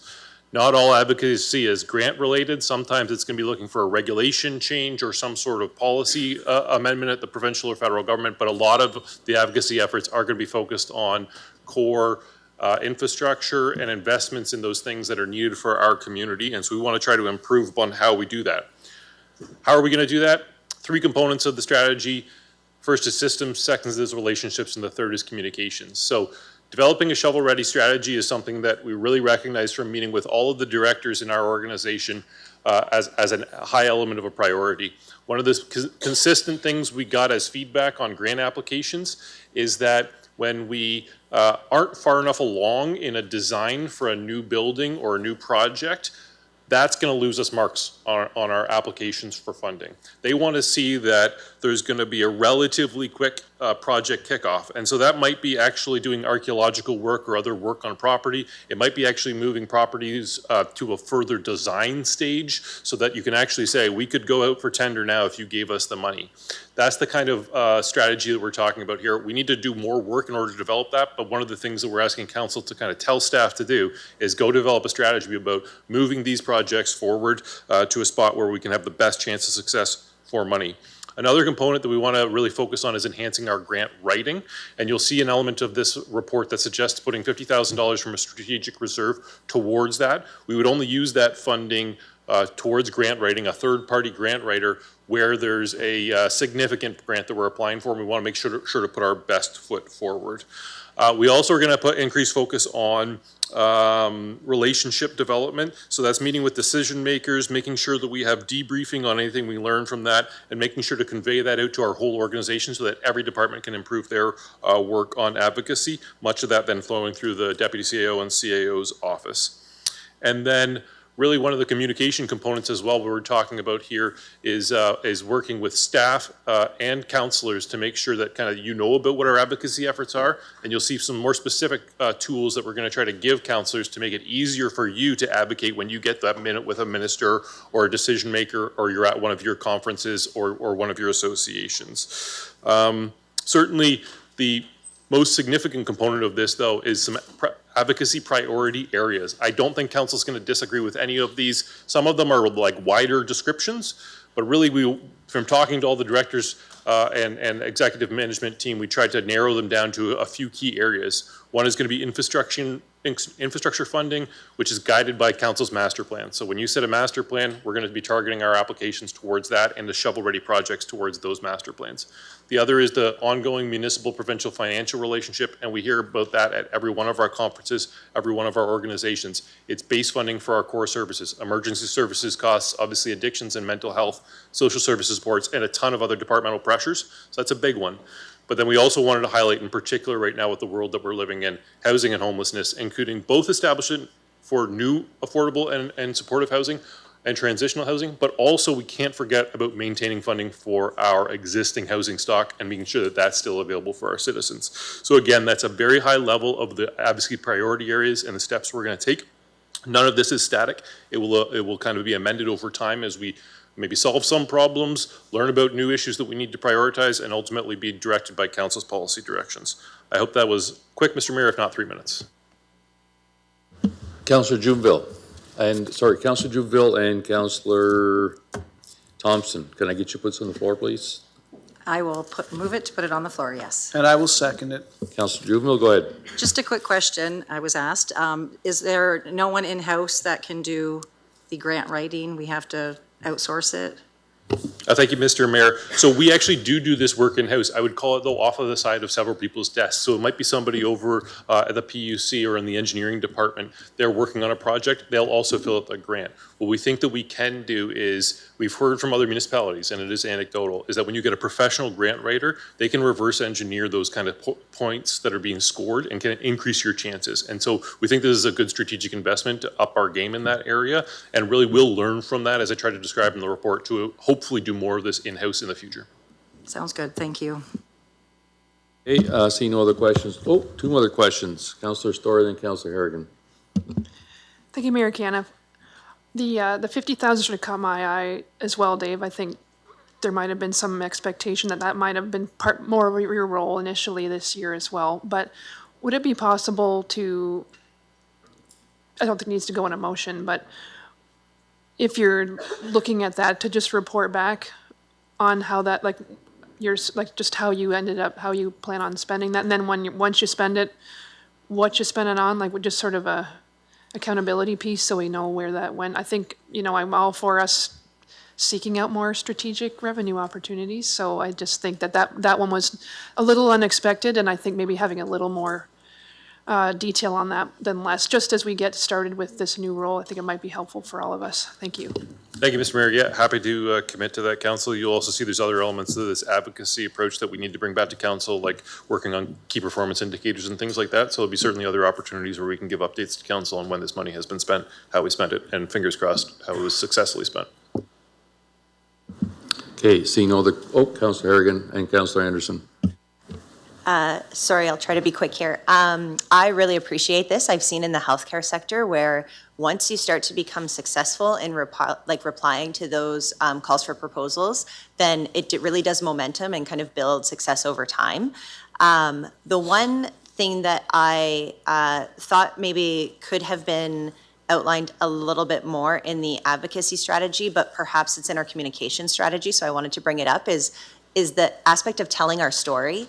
And I know we do this as a municipality in terms of nominating for awards or speaking at conferences, but that's also, I think, where we get attention of like elected officials at the provincial and federal governments as well, who then connect us to the high-level bureaucrats who say, look at the great things that are happening in Chatham-Kent, and then build those relationships, get some better understanding of the programs and priorities, right? So where does our government relations strategy and advocacy kind of intersect with that like communications and I'll call it humble bragging about ourselves?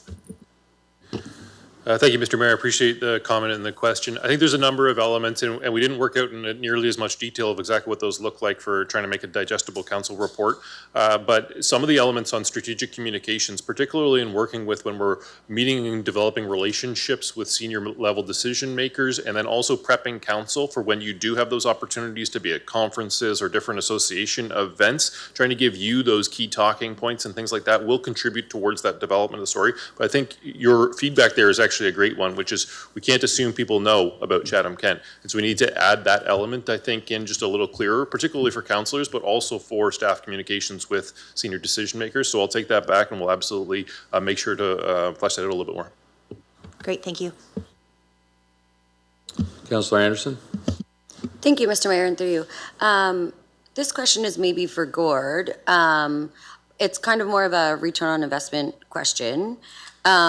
So it's not for a lack of trying, and it's not for to slight anybody within our administration that have wrote grants, but how much approximately have we lost out on provincial and federal funding through grants that have been awarded in neighboring, let's say, municipalities? Thank you, Mr. Mayor. If you add it up over the last decade of all the grants, we've had some very substantial, particularly on the PUC side, some very high dollar amount grant applications go in. On one pump station in North Chatham, we've applied to 2 or 3 different grants for the same project at about $35 million each. So there's just $100 million right there. Applied 3 times for the same project to different levels, but. And we know we can't win them all, but we've, but then we look, and I'll go to our West Essex County, where just in the last 2 years, we've seen probably $200 million of funding announcements for infrastructure work in Essex County, like Charleamington and all the individuals. I'm not even counting Windsor in that. We got to do better. And with David's advocacy work, this is an area that we've identified that perhaps this is one of the answers, and so we have to pursue it. For all whether this is a recreation application or a PUC application or in your area the highway. Our Talbot Trail erosion, 9 million or wherever we're at on that now, with the environmental issues we had going forward there. Like we're asking for help. We're going to the AMO delegations and things, but what more we need to do more, because we got to get more help for infrastructure in Chatham-Kent. Thank you, and I just wanted to point out that I find it very respectable that you can recognize that possibly our grant writing could be where there's a downfall here. And I think putting in this amount of money to support grant writing and potentially getting hundreds of millions of dollars of funding because of it is honorable, and I'm happy to support this. Yeah, thank you, Your Worship. I just wanted to add something to that. So I think that the grant writing pieces, feedback that we're getting from other municipalities, quite frankly, you know, we're blessed with active councillors. There are some municipalities that have no councillors that are active on the federal or provincial level, and we have 4 or 5 around the table. I'm not saying everybody should be, there's no room for that, but we're fortunate that we do have councillors that are active, and I think the councillors probably would agree with me. A lot of it has to do with personal relationships. You know, you can go to, and it's been depressing lately because you go to an AMO delegation, the first thing they say is, we don't have any money. And they start the conversation that way. So it's really difficult to really make any headway when that's the way you're greeted by some of these ministries. So I do think the grant writing is a really important piece because we have heard from other municipalities that quite frankly don't have the connections that we do, and yet they are being successful. The other thing I should point out, there's a lot of grants, and many times we're not eligible. And even when we are eligible, when you look at actually who gets the grants, you start seeing that, well, really these grants are more focused for the North or Indigenous communities or, you know, urban versus rural, that sort of thing. So we do get some grants. I don't want to leave the impression that we get no grants. We have received a few grants along the way, but we certainly have not been successful on those big infrastructure ones. And so I do think that this move and having a strategy is really going to help us. And we really have to be on the same page. We can't all just be asking for bags of money to be thrown at our feet. We really need to make sure that, and I think this is part of what Dave presented today, that we have a strategy. Because we won't be effective if we don't have a strategy. I think this is a really good start to what we're trying to achieve. Okay. Seeing no other questions, we'll put it to vote. Councillor Wright? Yeah. All votes are in. Motion passes 16-0. 17A, restricted periods during municipal election or the lame duck period. Councillor Doyle, you had a question, comment? Thank you, Mayor. I just felt like if Judy could explain this to the public a little bit, that would be very beneficial. That's all. Judy, you got 30 seconds. Okay. Thank you, Mr. Mayor. So under the Municipal Act, under Section 275, it talks about restricted periods during a municipal election. And really it comes down to 2 different times when we could be in a lame duck situation. So the first one is after nomination day, which is August 21st, but before voting day, which is October 26th. So that's the first time period. And the second one is after voting day, after the results are in, up until the inaugural, up until the new term of council. So the formulas for that is, first of all, with certainty, it will include less than 3/4 of the number of the members of the new council. So also the trick to this formula this time is that we are going down to the 15 members of council at the next election. So 3/4 of the number of the new council, which is 75% of 15. So there must be 12 or more members seeking re-election. So if on nomination day, which is August 21st, if there are 7 members not seeking re-election, then we are in a lame duck situation. The second formula is after the voting day on October 26th up until the end of the term. Again, it's 75% of the 15 members, which is 12 people. So lame duck means on election day after the results, if there are at least 4 new members of council new councilors, we're in a lame duck until the new term of council. We don't have any council meetings scheduled between voting day to the inaugural. We have lots of work to do between that period, but there isn't any council meetings. So the only other thing I wanted to mention is some of the things that restrict us in lame duck. We can still do anything that's budgeted, any of those types of things, but we do have a delegation of authority bylaw during the restricted periods, and that is where the chief administrative officer and any one member of the executive management team are hereby delegated to approve expenditures or execute any contracts that may come up.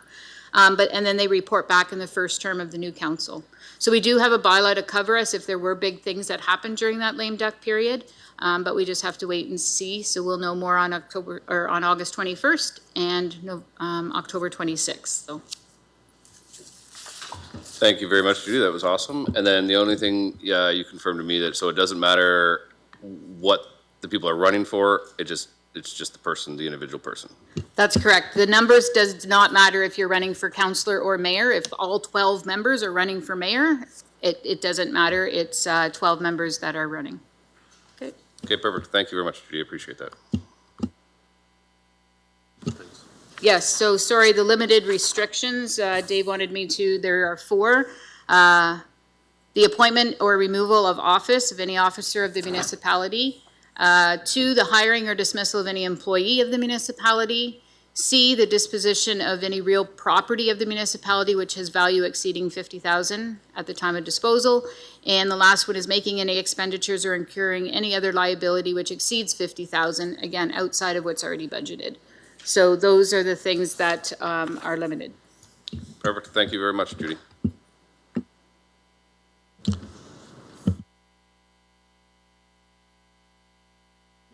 My other job. 17E, motion of Councillor Sakachi regarding the establishment of a marketing campaign.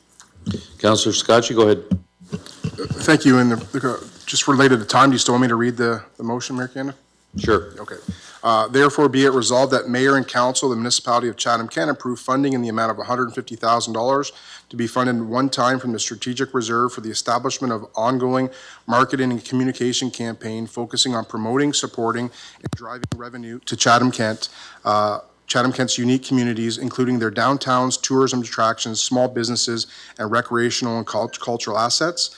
2, administration be directed to develop and implement the campaign, including branding, digital and traditional marketing assets, and engagement and collaboration with local stakeholders.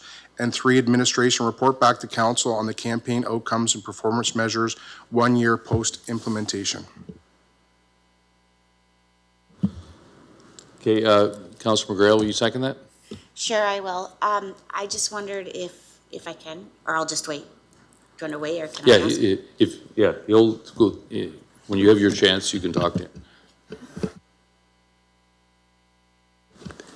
Go ahead. Yeah, I'll keep my comments relatively short. Actually, Councillor Harrigan summarized a lot of the reasons for me bringing this forward. Although she was talking about storytelling and advocacy to upper levels of government, this is exactly why I was bringing this forward. Now, it's not doing it to upper levels of government. What it's doing is to communities that surround us. It's important that that Chatham-Kent is recognized, and I think that we are in a position now. We have a lot of very good things that are happening. We have a lot of potential growth opportunities.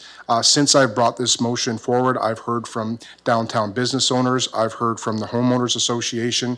I've heard from people in tourism. I've heard from people that are in little nooks and crannies of our community, how beneficial this would be. And, you know, talking to some people, you know, I'm going to say in the ma and pa shops in Chatham-Kent, there is a very, very, very worrisome approach out, opinion out there that we are seeing some very challenging and turbulent water. So I think that us as a community, if we're having a strategic plan and a communication plan that strategically looks at our entire community and talks about the assets that we have, the potential growth, the investment opportunities, all coming from one spot, I think it would benefit our community significantly. Often when I'm being approached by different businesses, by different tourism sectors, they say, well, why can't the municipality do this? And when I talk to staff, when I've talked to communications, economic development, cultural and tourism, it's all about money.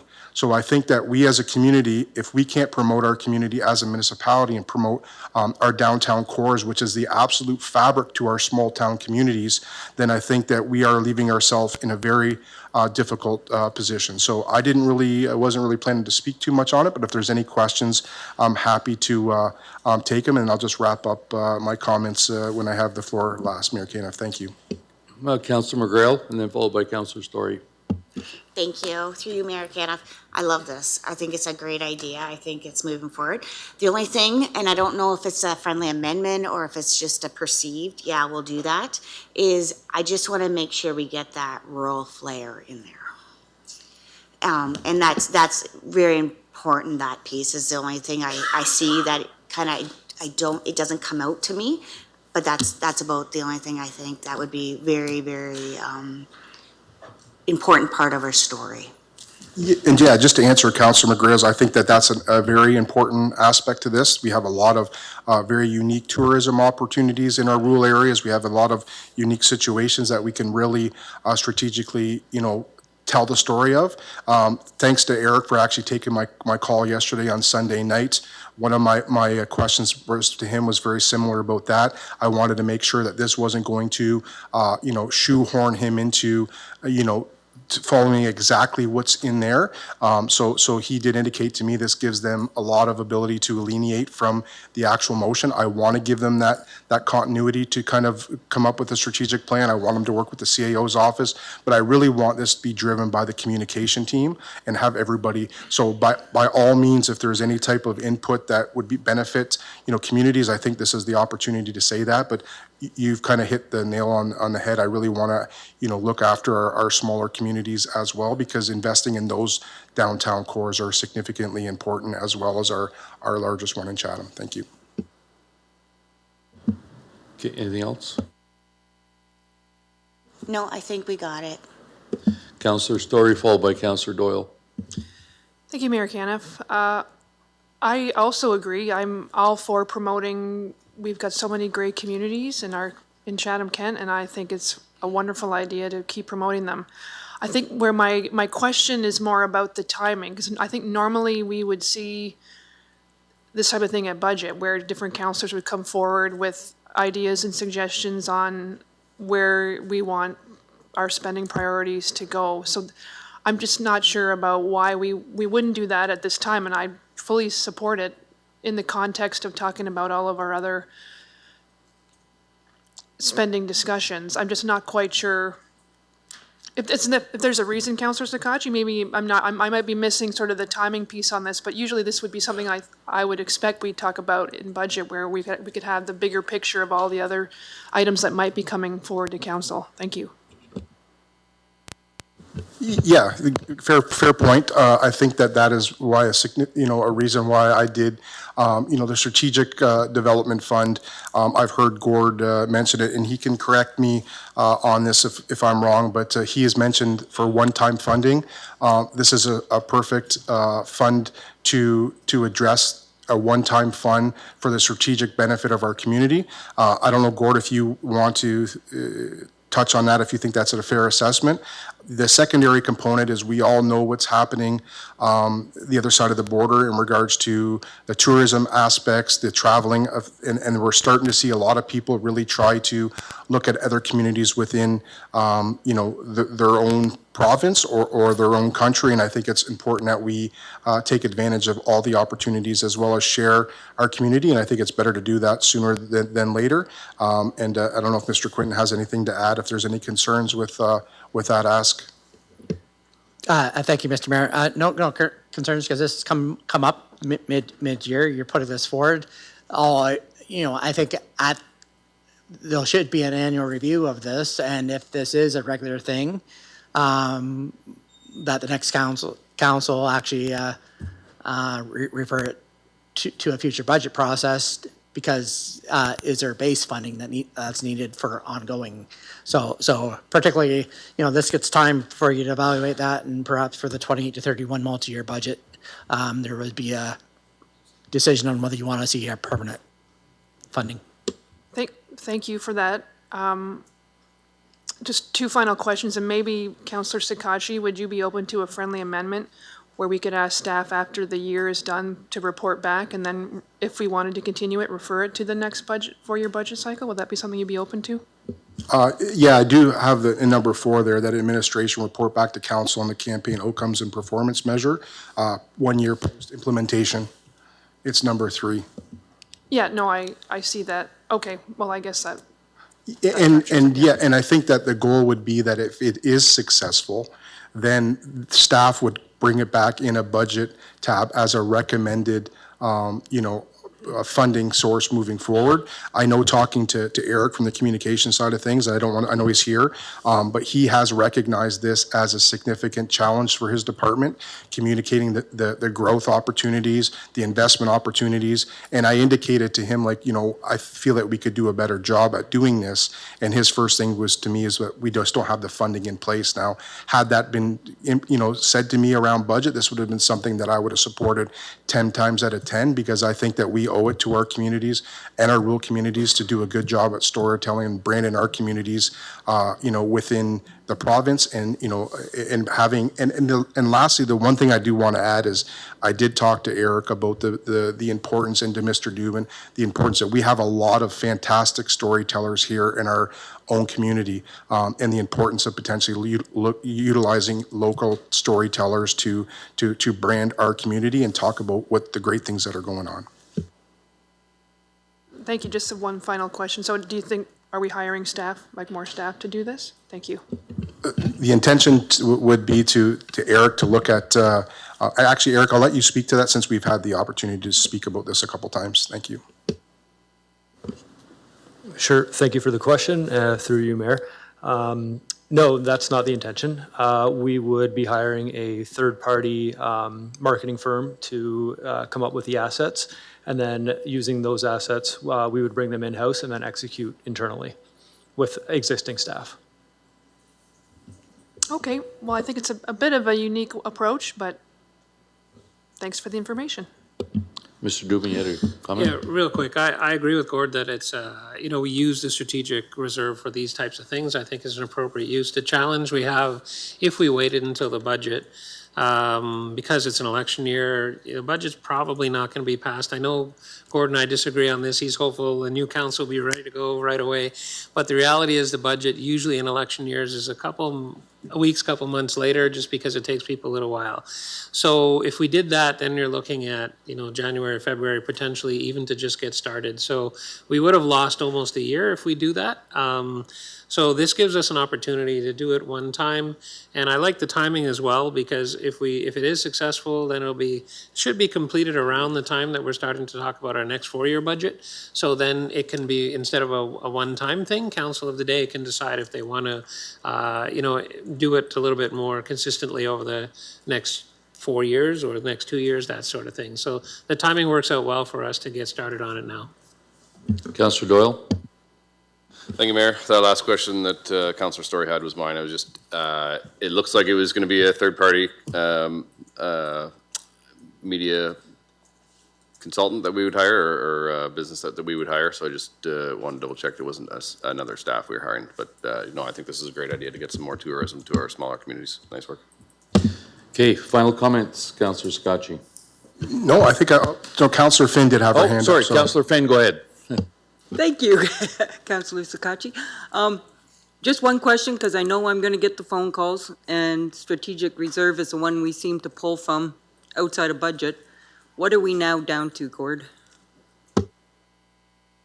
I don't have the number off the top of my head. But is it enough to manage this 150? Yes. Sorry, Councillor Scotch, anything? No, I just think this is an opportunity to showcase our community and on every single different avenue. That's why I left it very vague. And then I also, just to the timing point too, our summers in Chatham-Kent are an amazing place. We have some of the nicest golf courses, best fishing, beaches, all those types of things. I think it's important to highlight those, and I think it's a perfect opportunity to get some footage of those things and really showcase our community, and also showcase, like I said, the growth from a housing perspective, the growth from, the multi-dwelling unit perspective, businesses, potential industrial growth. Those things are really important for us to get the message out, and I do think that we need to do a better job investing in our community. Thank you. Okay, thanks. With that, I'll put it to vote. Councillor Wright? Yes. Councillor Crew? All votes are in. Motion passes 16-0. Okay, it's time for me to ask the question. It's 1:45. In order to get through some more of the agenda, obviously we need more time. Can I get someone to put up their hand to suggest we go to 10:30? Okay, well, that's kind of where I felt there. So we are going to have to get everything in the next. So, Mr. Mayor, we have one report that we need to do tonight from Health and Human Services. That's 20B, Ministry of Long-Term Care One-Time Funding, Projects for Riverview Garden Long-Term Care Home. Okay, so 20B, we'll jump to that. I read the wrong one. My apologies. 20C, which is the Cooperative Purchase Agreement, Long-Term Care Program, Staffing and Organizational Structure Review. That's the one that has to go this evening. Okay, so we're there. Councillor Anderson, Councillor Harrigan, can I just put on the floor, please? I am happy to put that on the floor. And seconded. Councillor Anderson, go ahead.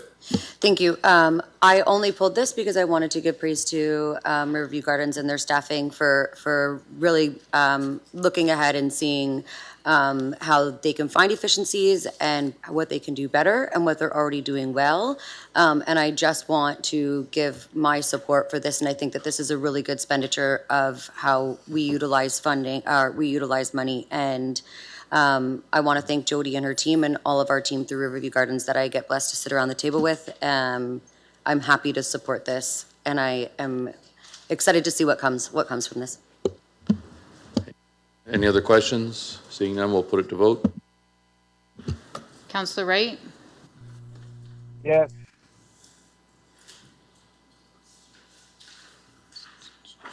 All votes are in. Motion passes 15-0.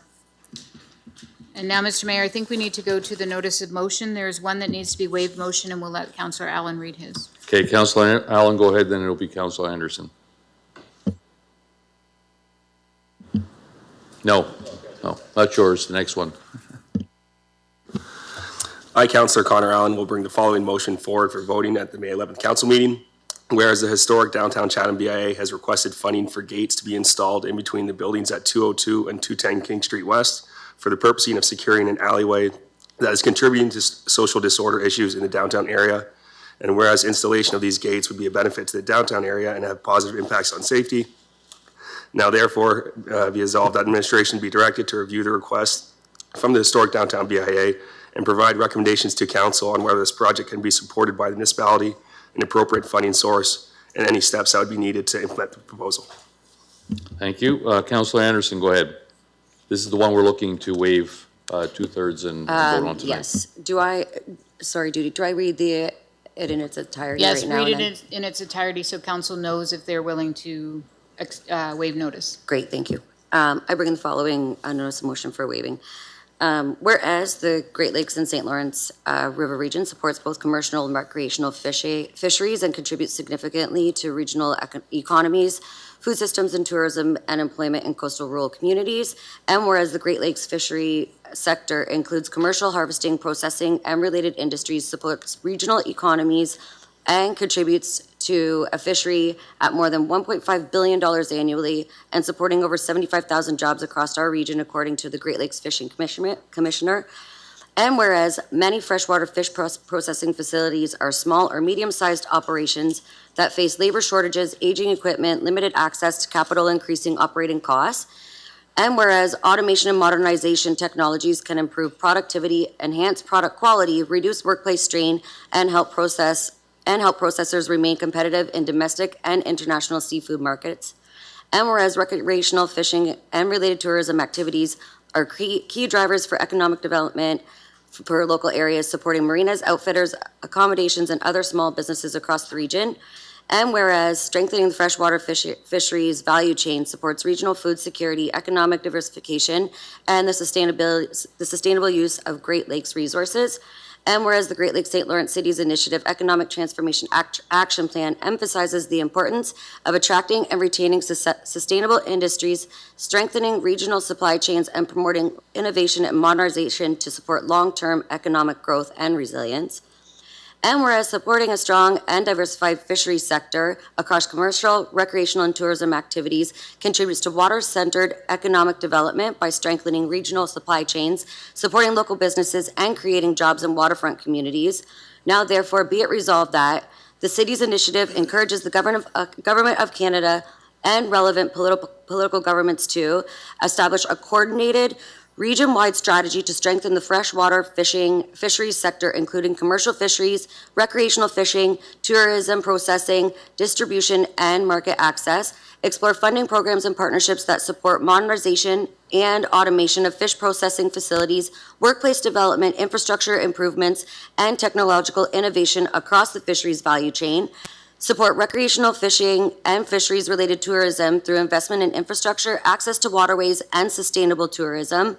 Support greater market development, local consumption, and value-added process of the freshwater fish product to enhance economic returns for regional communities and reduce reliance on imported seafood. And further be resolved that copies of this resolution be distributed to the Canadian Minister of Environment and Climate Change, the Canadian Minister of Agriculture and Agri-Food, the Canadian Minister of Energy and Natural Resources, the Ontario Minister of Environment, Conservation and Parks, the Ontario Minister of Agriculture, Food and Agribusiness, and the Ontario Minister of Natural Resources. Thank you. Can I get a seconder? Yes. Yes, you can get a seconder. That's Councillor Story. Okay, any comments about this? I think it's pretty self-explanatory. Okay. We need to do the reconsideration first. Yes, reconsideration. So you're putting Sorry. that. I just need to go home. Sorry. It's not the reconsideration, it's to waive Thank notice you. tonight. Waive notice, okay, so Two-thirds. that, Councillor Story, you'll second that, the waiving of the notice? Yes, can I Okay. make a friendly amendment now or later? Right now, we're just waiving. Just so- add FCM, Okay, please. Thank you. okay. Yes, so anyone friendly opposed? amendment. Anyone opposed to bringing this to discussion? It's on the screen. Oh, it's on the screen. Okay, so you want me, we'll officially vote on it? Okay, there we go. Councillor Wright? Going to the All votes grocery are in, store. motion passes 15-0. Please go ahead. Councillor Anderson, go ahead. I have no further comments. Councillor Story? We got FCM in there? Yes, Is there please. Anything else? Thank you. Nope. Anybody else have any questions? We'll put it to vote. Councillor Wright? So when we go home, we're just normal dudes. All votes are in, motion passes 16-0. Okay, we've got 7 minutes. That seems like an eternity here. Anything else I'm just maybe try and knock off Councillor Doyle's. If you can do it quick, we'll get yours done, Councillor Doyle. Sorry. Okay, that one's good. That's quicker. That's the following the order that we're in, so that was the next one. Motion by Councillor Doyle regarding the deputation process. Councillor Doyle and Councillor Juvenile, can I each put on the floor, please? Happy to move that.